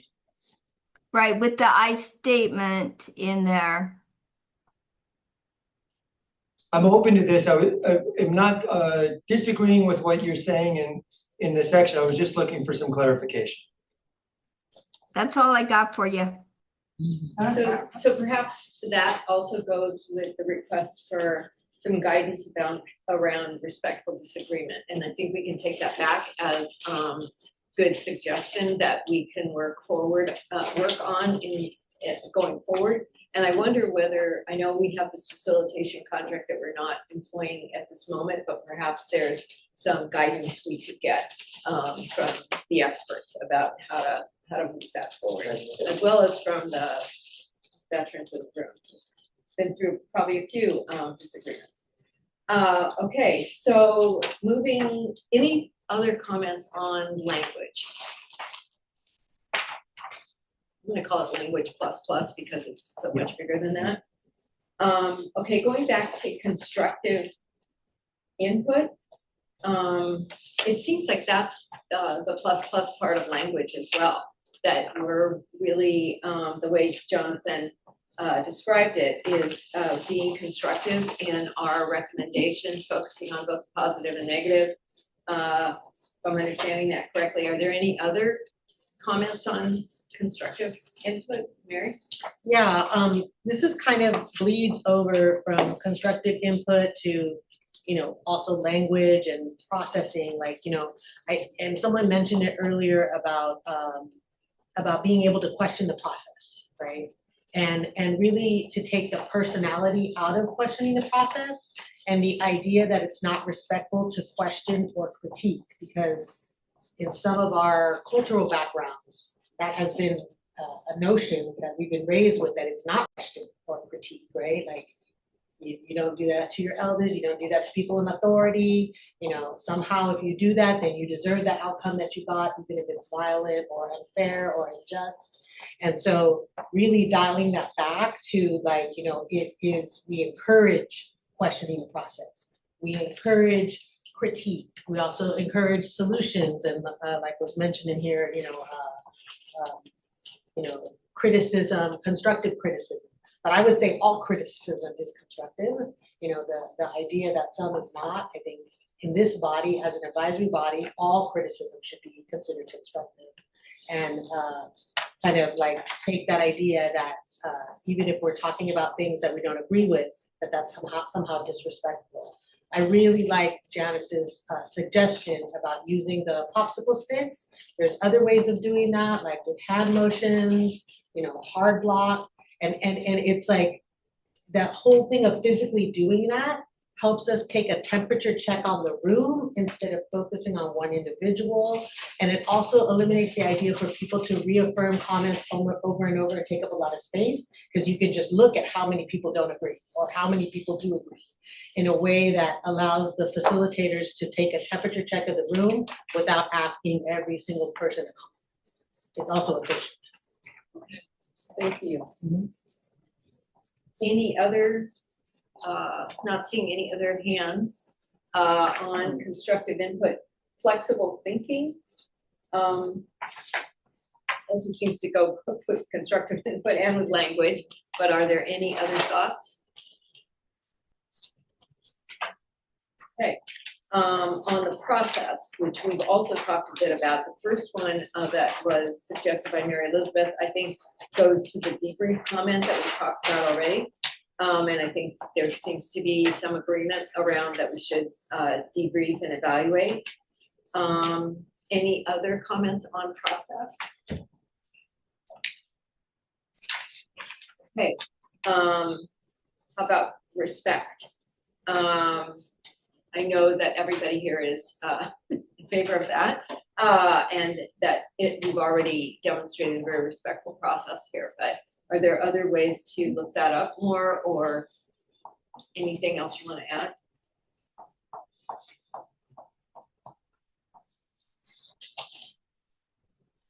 Okay. So sharing time, space, seems like it also goes with shared responsibility. So how about those last three? Any thoughts, clarifications, additions?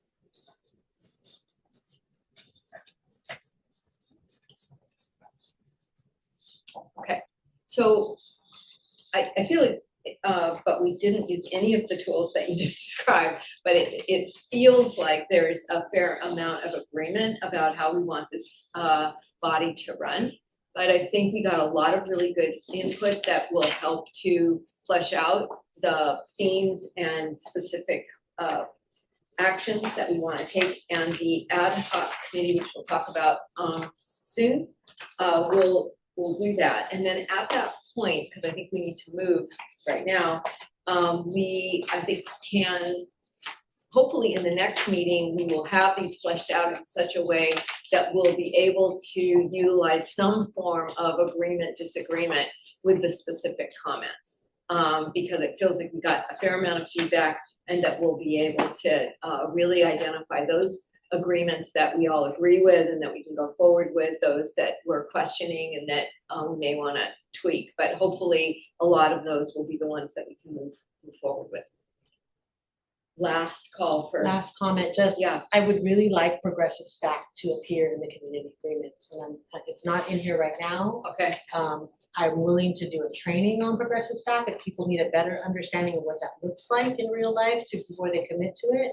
But I would really like to see by the end of this process for the words progressive stack to be in this community. So figuring out a way to, you're saying progressive stack. Stack, yeah. S-T-A-C-K, I believe. Yes. Yeah. And figuring out a way that that could be incorporated as part of our, maybe part of our process things. Yeah, okay. Just terms of a time, I think Yes. we might need to look at the goal themes as a whole and go through those now, just because we still need to get members to volunteer to be on the ad hoc call for public comment. We do have another agenda item to quickly get through today. So what do you think is coming in terms of time on goal? Maybe if we could wrap up At 3? at 3, by 3. Okay, because then we need to do the ad hoc. Ad hoc, we could probably And go then we very need to do quickly. public comment. Okay. Okay. So if you all could identify or get out or bring up the sheet that was prepared, it's entitled 39 Consultation Group Goal Statements by Theme, like this. So I want to again appreciate staff so much for you all have a lot of comments, really good comments, thoughtful comments, and I think that what we were trying to do was put them into these themes so that we could kind of look at them in larger groups, right? Because there's a lot for each comment. So that's, if you're okay with that, that's what we're going to kind of stick with, to look at them by themes and then get to the specifics, probably in the next meeting, especially today since we don't have as much time. So we're looking at, what are there, 8? No, 10 themes that were identified from all of the comments that were provided, and they're at the top of your sheet. I don't have that sheet. I'm not sure if other folks are missing that one, but it's not in my packet. Is this? Just. Thank you. You got it? Thank you. Sorry to interrupt. That's okay. I thought I saw it actually under memory. Don't worry about it. It doesn't matter. So let's start with alignment. And I'm going to ask Deldy or Kevin to describe again, since we had the comment about aligning CARB goals and consultation group goals, as to how you're proposing that we handle that. Yes, Deldy Reyes. We are going to handle that excellent comment by making a change in the charter. We're going to make sure that the heading in the charter that used to say CARD goals and then moved to consultation group goals now just has one heading that says consultation group goals. Okay. Then we're going to add another heading that says CARB's responsibilities to support the consultation group. And under that will be a lot of the things that we've already talked about. How we recognize imbalance, how we reduce barriers to participation. Okay. So it's that change that we will make to address that comment. Does that help, Dan? Yes. So that seems to me to be a huge adjustment and clarification that helps us from having, so there's CARB goals and then there's consultation group goals. That doesn't kind of make sense. We're all here in service of the blueprint 2.0, which has been approved by the CARB board, and which this consultation group and staff are charged with making happen and ensuring that it goes forward. So one of the things that I was getting clear about was that's really our job as the consultation group, and staff's job is to help the consultation group make that happen. And a lot of the work staff will do, and some of the work we'll be able to do as a consultation group. So I think that helps me anyway to think about what these goals should look like. So unless there's other questions about alignment, I think we can move off of that as a theme for now. Everybody good with that? Good. Okay. So the second one then is balancing needs with requirements. And I wanted to get clarification, I think, as I looked at them, There are a lot of requirements, and I think all of these comments came from air districts. So maybe we want to ask you all to clarify for us a bit, because we know that there are requirements that, you know, lots of requirements, but a lot that come under 617 and a lot that come with those of you who are identified as designated communities with CSCs and that are moving forward with plans. And now there will be new ones with the consistently nominated communities. So what are you looking for under these goals for the consultation group? Is recognition of that, of the need to fulfill the requirements?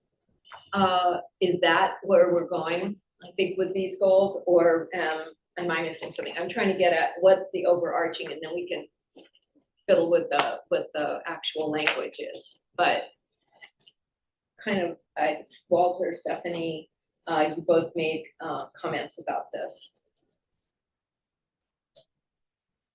Ryan, Yeah, Ryan Ashley. Yeah, I think you summed it up pretty well. In terms of the balance in in having been involved now for 6 years, there are things that definitely get brought up that are outside of AB 617 that has kind of led conversations to diverge from maybe the central goals and the focuses. And so just by centering this around the program itself and keeping this space for those conversations, and I think that's primarily what we're talking about here. As we see today, the time flies by. We're having limited numbers of meetings, and so collectively, all of us being in agreement that that we set an agenda, we stick to the topics on the agenda to maximize the usefulness and the benefit of these meetings. Janice Snyder. Yes, Janice Snyder, Sacramento Air District. I think I super support what Ryan said. However, I also think that there may be ways in which we could have maybe an ad hoc meeting where a lot of the things that communities might bring up, their districts, whoever, consultation members will bring up, needs to be brought forward to more people. And so we need to be able to create that space, but still maintain our progress that we're looking to achieve in this group. So.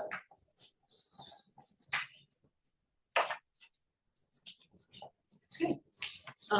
Yes. Just want kind of going back. I hate to do this. Ryan Hayashi, San Joaquin Valley District Treasurer.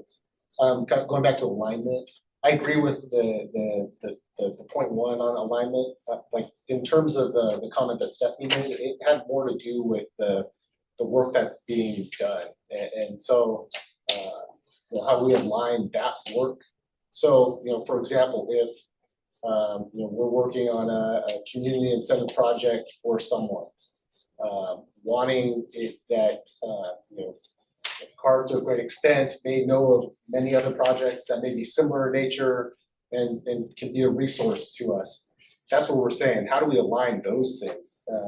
Or if someone's applying for a community air grant, and there may be someone that in the same geographic area doing something very similar already. It's how do you align those pieces of work together? So that way we're reducing the resource needs. If there's opportunities for people to learn what other people have done in order to make their projects better, or there's been successes with air districts working with local state agencies, how do we bring those things together? So John just pointed out, and I think he's right, that that's a great segue to coordination. Yeah. And what I wrote looking at that was saying, yeah, it's ideal if we can align everything, and it's really probably not going to happen. I mean, us in our world, we can do what we're talking about is what we can do here, and we're going to do the best that we can. But there's a lot happening, and it's hard to avoid duplication or even divisive kinds of work, but we're going to do our best to try to make that happen. And I think for all of us in the EJ space, this is where we live, work, and play, which is everywhere, right? So it's everything comes into it, and it's hard to just narrow it down. But we also all want to accomplish a lot. So that tension is always there. So I think that's what we're all striving for, is to stay on agenda and get things done at the same time as not cutting off voice and not dismissing things that may seem not relevant when in fact they may very well be. So so in coordination, well, I'm kind of doing what I said I wouldn't do, right? Which is to go through each section. I guess the question really is, because we have 7 minutes left, is to say, if you look at the themes without getting into each of the themes, are there other themes that you think are missing? And so maybe that's what we ought to be working on in the next several months. And the themes are written here, as you can see at the top of the page. So any themes that you think are not represented here, maybe let's just start with that.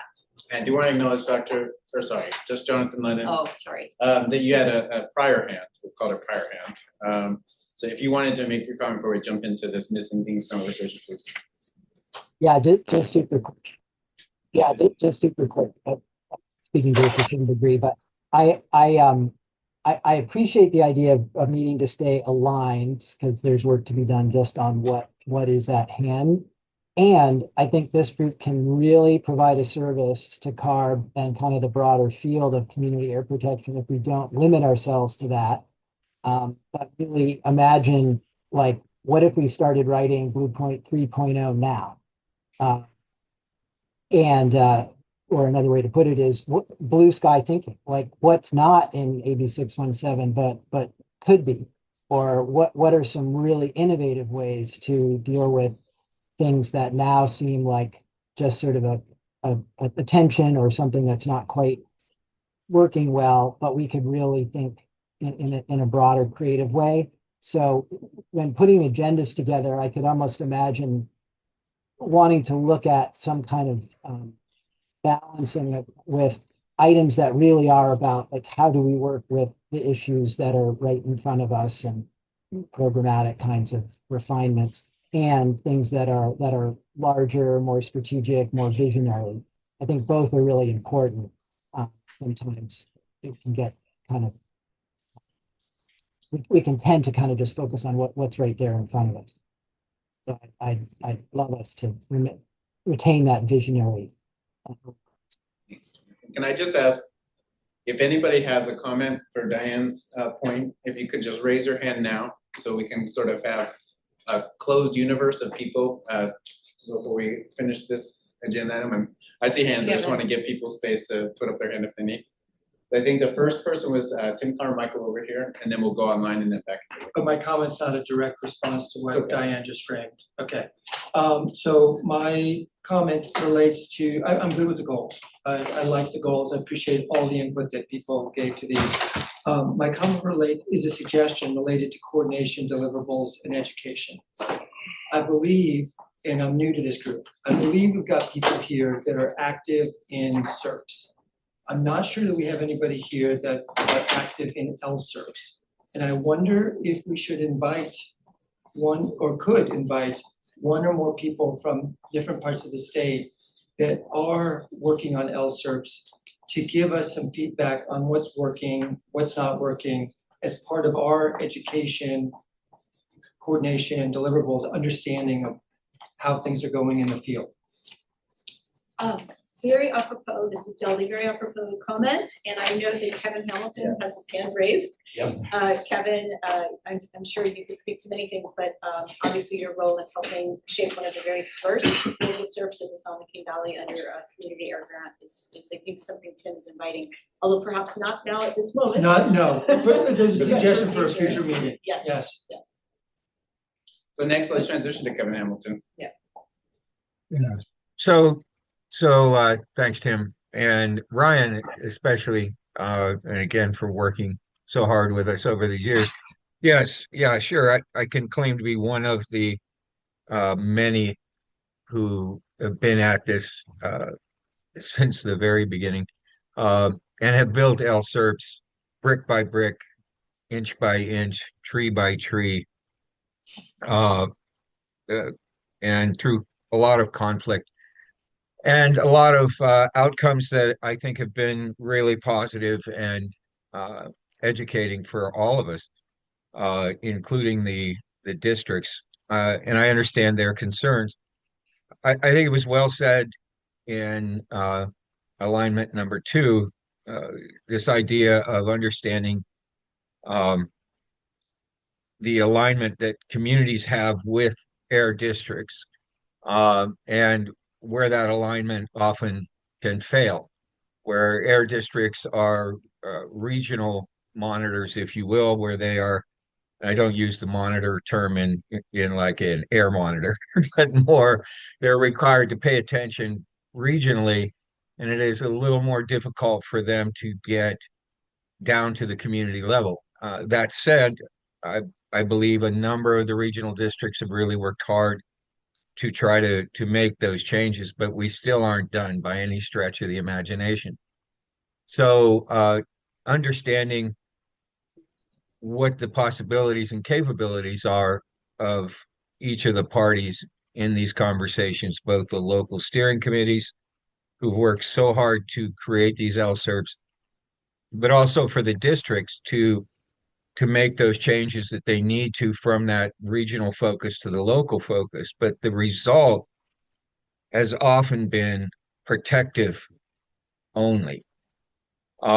And so what we find is residents are advocating for interventions that will protect them from the regional air pollution versus um, working to reduce or eliminate the regional air pollution because it's not within their purview or their capacity.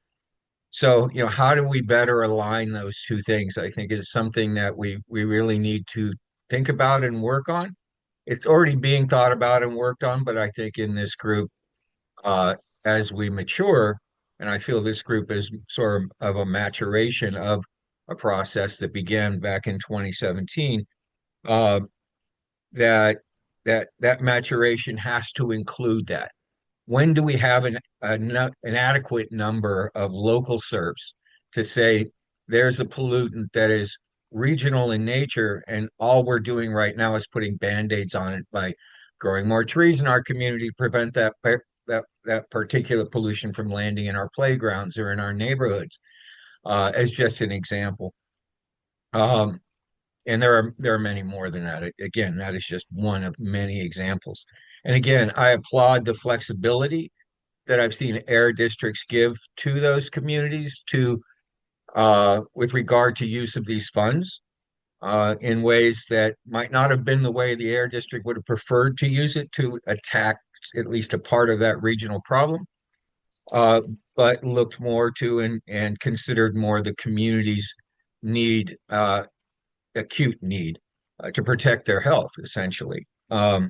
So if we can work on, what do we have to do to better align those two things and to make them one, essentially, uh, and stop for the most part putting band-aids on things. And I don't mean that to be controversial or I'm not attacking anyone or anything, just making a statement from my perspective. Thank you. Kevin, we don't think that. Thank you very much. I have to be careful. One last comment from Dr. Sessa? No? Okay. So if we don't have other comments, I think on the. Yeah. Oh, you did? Yeah, quick. I'm sorry. Just as like an added one, I kind of brought it up earlier, and just as using this as an opportunity to kind of evaluate the tools and resources that are being developed and created for and to support community organizations and helping with uplifting and educating community members.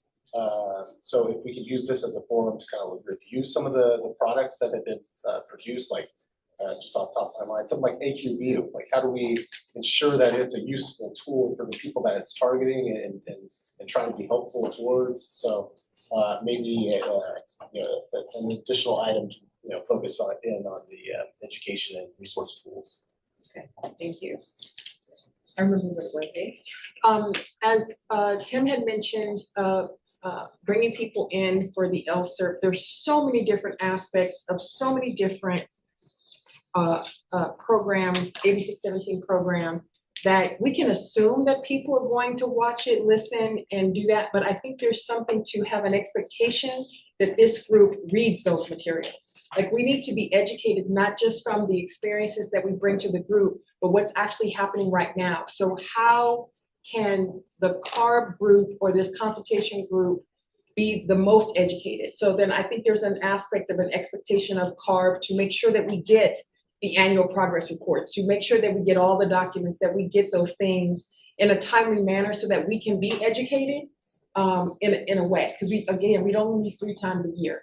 But I know that I can want to read information about my own, but I'm not necessarily reading stuff about Ryan's. But in this space, I really should be reading Ryan's, right? We should be looking at all this. So we should have that kind of mentality. So I would say that expectation or goal is to ensure that we're aware of 8617 statewide, and not just our own communities, but everyone's communities. Great. Thank you. Actually, great segue. I wanted to just say one last thing before turning it back over to Kevin, and that is to say, I think we all, as part of this group, should be reviewing the Blueprint 2.0 in its entirety, but particularly related to these goals that we're putting into the charter, for us to be familiar with what those actions and priorities, what their goals, actions, and priorities, I believe it is, are in the 2.0 blueprint, because we have a responsibility to help to implement those. So I think that's one level of education that we could all take on. So I believe we're going to hand it back over to Kevin, and that we'll continue work on these goals in our next meeting. Thank you, Diane. Question, right? Thank you. Absolutely. And this is the part of the meeting that I knew we would inevitably get to. We've come far, but we're going to have to rush a little bit to make sure we get through the rest of the meeting, just because we do have to leave at 3:30. We are legally required to, since that was noticed on our agenda. Eloy, I can't hear you. Public comment? We're not at public comment. So if we could move to the next slide around the ad hoc.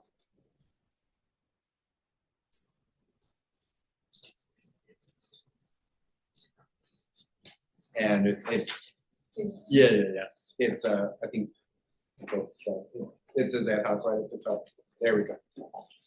Okay, I'm gonna just quickly get through this slide. So again, I think we've established the purpose for why we need this. We've seen today we have a lot of comments, and today we want to solicit 10 volunteers, which it does include 1 co-chair. That will be board member Takorian, to continue this conversation offline. This has to be less than a quorum, which would be 15, but for the purpose of this group, we want to keep it to less than 10 so that we have the ability to have a focused conversation that's large enough to represent the diversity on this team. So we are going to make sure this ad hoc has representation from each of those different categories that are listed on this page. The ad hoc is going to work closely with CARB to review and refine the comments that we had today, as well as that we received before this meeting, and then work to have a track changes draft charter to bring back to the meeting in March to go through and hopefully work to finalize in our next meeting. Next slide. Okay, so and then we went over the quorum. So if we receive more than 10 volunteers, we're going to prioritize selection today. We're going to do so based on first selecting members that are more active in submitting charter comments. I think that helps us as a tiebreaker, because it'll make sure those that submitted comments are represented in the discussions and can speak to those comments, and making sure again that we have the diversity and representation. And so the numbers that you have on here are really proportional to the different representation as a part of the whole consultation group. And so I am going to ask, so we know our co-chair is going to be today, so we can skip that. But we're going to be, I think Diane selected herself, so we'll move past that first bullet. And now we're gonna ask that we get up to 2 volunteers from air districts. So if anybody from an air district is interested in being a part of the ad hoc, I see 2 hands, Dr. Sessa and Ryan Hayashi. I don't see anyone online. Okay, so we have our air district representation. And now we have up to 3 members from community and environmental justice, or I'm sorry, 3 members from community environmental justice representatives. So Mary Baltimore. I see Mary Elizabeth, our top commenter, so of course, we're glad to see you volunteering. And I see Jasmine Beltran. Is there any other hands that I missed? Okay, perfect. So we have our 3 community volunteers. And now, I'm going back to my slides, I think we have 2 members from local government or tribal governments. Is there anybody representing local government or tribal government interested in volunteering to be a part of the ad hoc today? Krifty, thank you so much. I wanted to know the timings. That's a great question. Thank you for asking that question. We will, once we establish the ad hoc, we'll reach out to you all. We'll give you plenty of advance notice and schedule around your availability. So we're going to find times that work for folks after members are selected. So thank you so much for volunteering. Anyone else from local government or tribal government? Okay, and so then finally to close out our ad hoc, we're looking for 2 members from academia, community science, industry, or business and industry. And I see Christine Zimmerman, another one of our top commenters, so glad to see you volunteering. Anyone else interested in volunteering? Dr. John, sorry. See, Jonathan, you have to remove the doctor from your title, otherwise I just read it. That's the problem. Yeah, Dr. Could you just call me Dr. J? How about that? There it is, Dr. J. Oh, no, that's just blasphemy. No, no, we won't. No disrespect to these 2 Jonathans, but no. No. Who would have known that would have been the most controversial? The outrage. Yeah. If Benny were here, you'd be hearing it. Yeah. All right. So I think that we have our ad hoc. And I think that with that, we can close out this agenda item. So thank you all so much. It's been super productive. We will be reaching out to you to establish the ad hoc, working to create that final charter. And before we move to public comment, I'm going to give Mary Baltimore the last word. I'm sorry, I'm being called back to my campus. There's some urgent thing that nobody can fix. They need me to go back. So I'm going to leave and miss public comment, but I just wanted to say thank you and apologize for leaving a little bit early. But I will touch back on some of these things that we talked about today and maybe give some resources so folks can learn more about progressive stack and some of the other items that we talked about. So And thank you, Mary. Thank you. And thank you for volunteering today. Thank you. I just want to say, this is John Bones. I just want to say that I think the people who volunteered for the ad hoc are really great. If I were to pick people, I think we got a nice diversity. And I just wanted to say that when we were trying to do the Blueprint 2.0, when we were trying to do it as a larger group, we laughed out loud because everybody, had something to say. And it wasn't until an ad hoc group formed on its own, the People's Blueprint, that we actually made progress. So I really want to, I'm excited that we have a good ad hoc group to get us ready for our next meeting. Thank you. So with that, I'm going to turn it back to you, Lloyd, to open up public comment. Thank you, Kevin.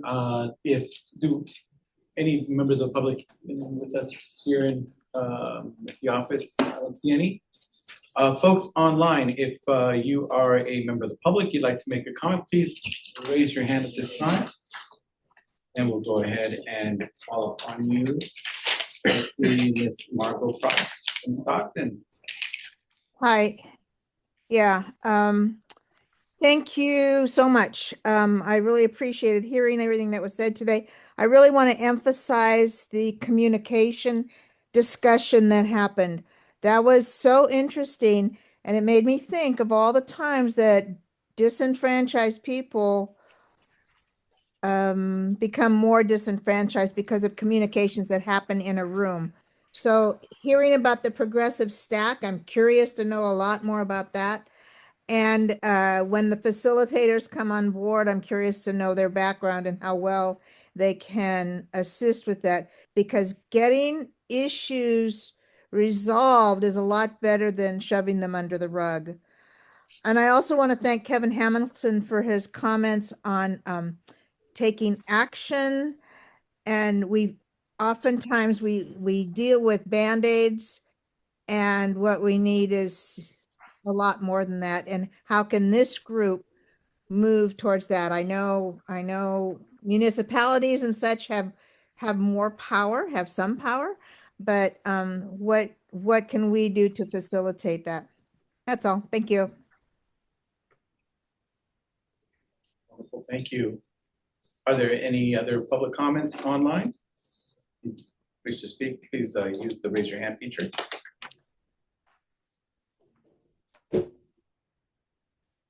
And I have no additional comments. All right, no public comment. All right, with that, we have a little bit of time to quickly go over our next agenda item, which is sorry to interrupt. I think I saw Gustavo put up his hand in the attendees. Did you guys all see that? Or maybe it went away. That's my bad. I think it. No, thanks for calling that out, Brian. And we do just want to pause, Gus, to see if you have a comment.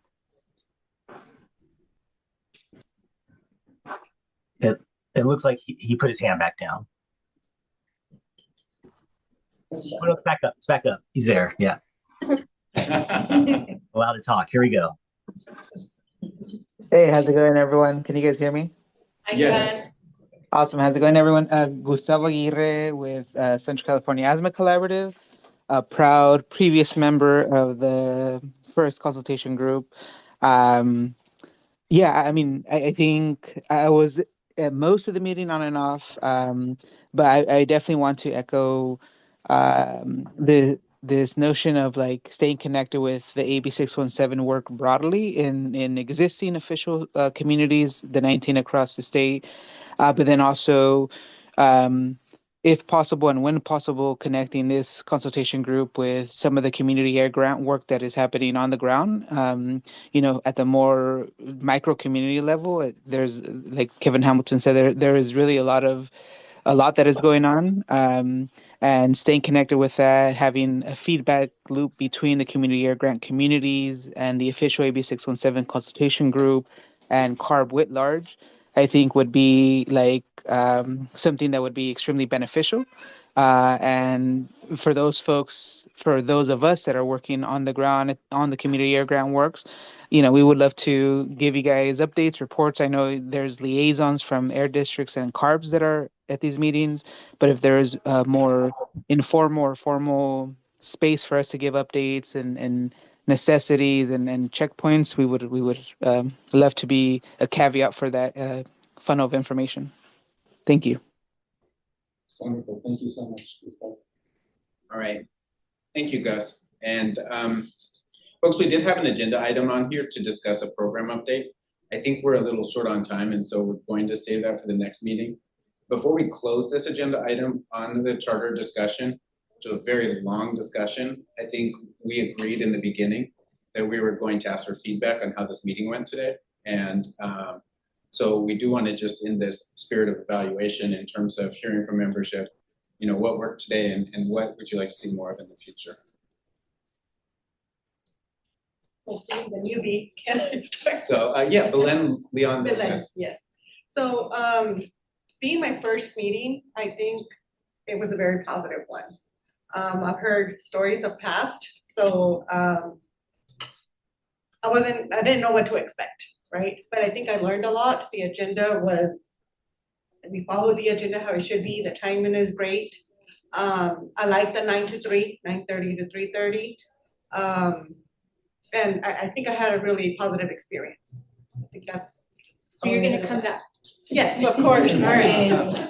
Oh, by the way, Israel was supposed to be here at 2. He is my alternate, but he is retiring. So I'm gonna request to see if get somebody else.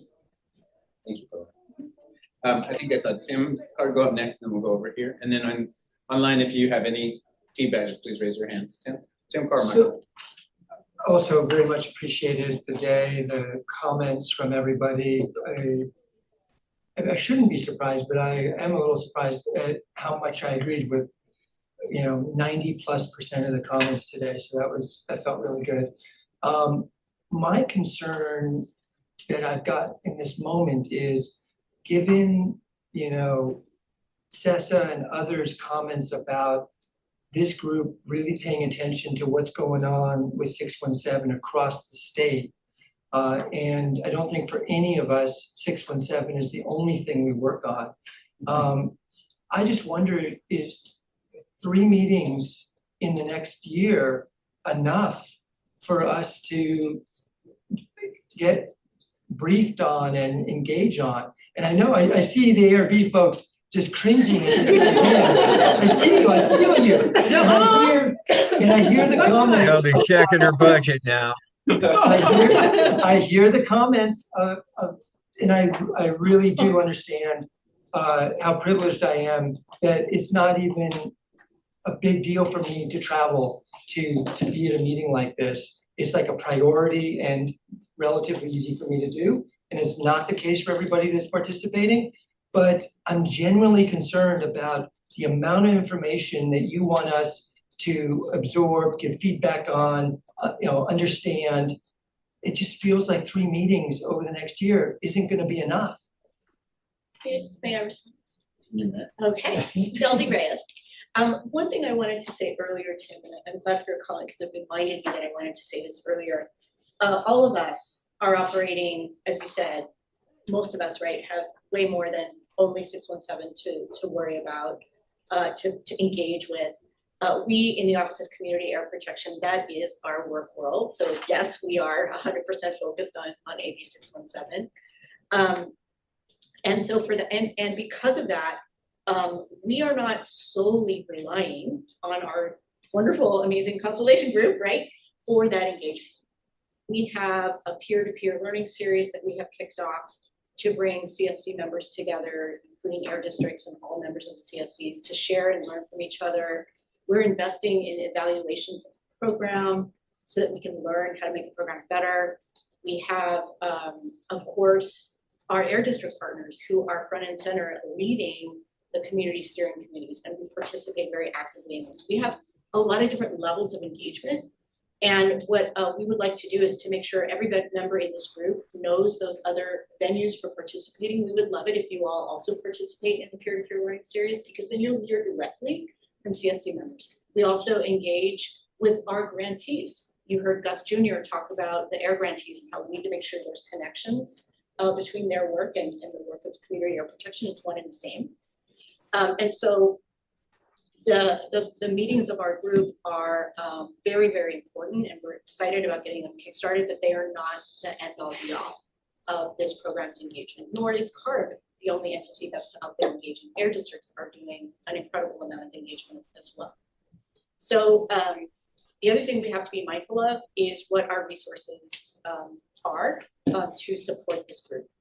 And every meeting takes a significant amount of resources. This is why we thought that having fewer meetings, but making sure each meeting was a longer meeting than simply just 2 hours, we'd get the most out of it. And we are in the beginning phase of forming as a group. That's why we're spending all of this time talking about how we're going to work together. But I'm sure that once we get past that hurdle, we will be able to, make sure our agendas reflect really important things that haven't been talked about with the consultation group in a long time. An update on the criteria and toxics reporting mission regulation, for example. An update and a how-to on what does all this air quality monitoring data mean in terms of review. And it is really up to you all to help us put that together. In fact, one of the next tasks that we want to work on together, once we're sure that the charter is on a good path, is a work plan. How are we going to make best use of the meetings that we're going to be able to calendar and have all of you put input into that work plan so that we can all see that vision ahead. As you noted, Tessa, not just the dates of the meeting, but what we're going to try to do in a given year. Because you are the group that is going to lead us and help us with Blueprint 3.0. We are 2 years into the second blueprint, right? So we've got 3 years to go before it's due to be renewed. And so look at our first year of those 3 years. Your first year is going to be getting up to speed, getting the charter in place, getting a sort of mental grip on all of the things that are going on. And then we really are going to have to turn our attention to updating that statewide strategy. One thing we learned last year is we should have started earlier to do Blueprint 2.0. So I would like us to at least try to do our very best to make sure that we can make the most use of 3 meetings in a year, with the caveat that in between those meetings, we will have, for example, this ad hoc. And if there's a need for future ad hocs, I'm sure there will be, on other sorts of topics, like we might have an ad hoc on putting a work plan together, right? And then come back to the fuller group so that these meetings are then more efficient. So I would like to ask that at least in this first year, we try to make the best use of doing 3 meetings in 2026. And then Delta's retiring, so. No, I'm not retiring until 2027. Go ahead. Me first or Cessa? Okay. So just to for a response to that, Delta, thank you for that. I wonder if there's some way in the charter where we can have a little bit more flexibility, that if as a group with with CARB's agreement, that we have additional meetings if this group requests that from them. It has to be within our resources. So I can't say at this moment whether we can or not. It's a really tight year for us right now. But obviously we would consider it. Again, I would hope it could be an outgrowth of a work plan where we would together understand what it is we're trying to do. And if we see that there's a need for more meetings, we'll do our best. We may have to do things like, maybe it's a remote meeting, because that's one way, frankly, that we can keep costs down. Dr. Cessa, to close us out for today. Yeah, be respectful of my body. I need breaks. I need breaks. I want to be able to not miss something by, announcing that kind of thing. I would also like to, because we are in person, I'd like to be able to talk to people between the times, right? So lunch was good, but I would love to just take a little break. Like we were vibing, right? So just if we can have the opportunity to be able to be in space, if we could just take like a little. We're going to absolutely. Right. We're going to conclude at 3:30, but you are welcome to be in the building. Well, no, but I'm just saying, like throughout the day, because for me, sitting for 3 hours isn't very, good. The second thing that I would say is I would applaud the information that we got ahead of the meeting. I would applaud what we have here right now. We could not do today what we've done without these documents, without the put together of these documents. That was like Virgo happiness. Like I was just like, oh, it was just organizational mana. So thank you so much to all the people who put together all of these documents. They were very, very helpful. So that will be my comment. Very good. Yeah, absolutely. Thank you for finishing on that note. I think the last thing that we want to do before we're going to conclude today, and I'm going to ask people to do this sort of a lightning round since we are running a little behind. Our next meeting is predominantly going to be focused on the charter. We still do want to bring up the program update, but if there's anything else we haven't covered or things that you'd like to see in 2026, I ask you to please quickly raise your hand and share topics that you'd like to see coming up as a part of this group working on. May I ask staff to advance to the slide that at least talks about the dates? Yes. So that we show everyone the dates. Thank you, Jill. Thank you. Dr. Cessa. This program was upended tremendously. Community members were impacted desperately with the May revised budget conversation about this budget. We need to have legislative conversations. We should be thinking ahead when it comes to how to support this program, how to brand this program, because too many people have chosen to rename it and claim it as something else that it's not. And so I think we need to be proactive in that way. Thank you, Dr. Cessa. Other topics? Anyone else? Looking online, I see Dr. Skinner. Hi. Hi. Yes. Could the next meeting start with the program update and a brief legislative update, because the legislative larger legislative circumstances and budget of CARB is something that we obviously need to keep in mind, and we did not end up covering the program update at all? If we start with them, then we won't run out of time and not be able to cover them. I think that makes a ton of sense. Okay. Absolutely. Thank you, Rebecca. Mhm. And then Mary Elizabeth and Catherine.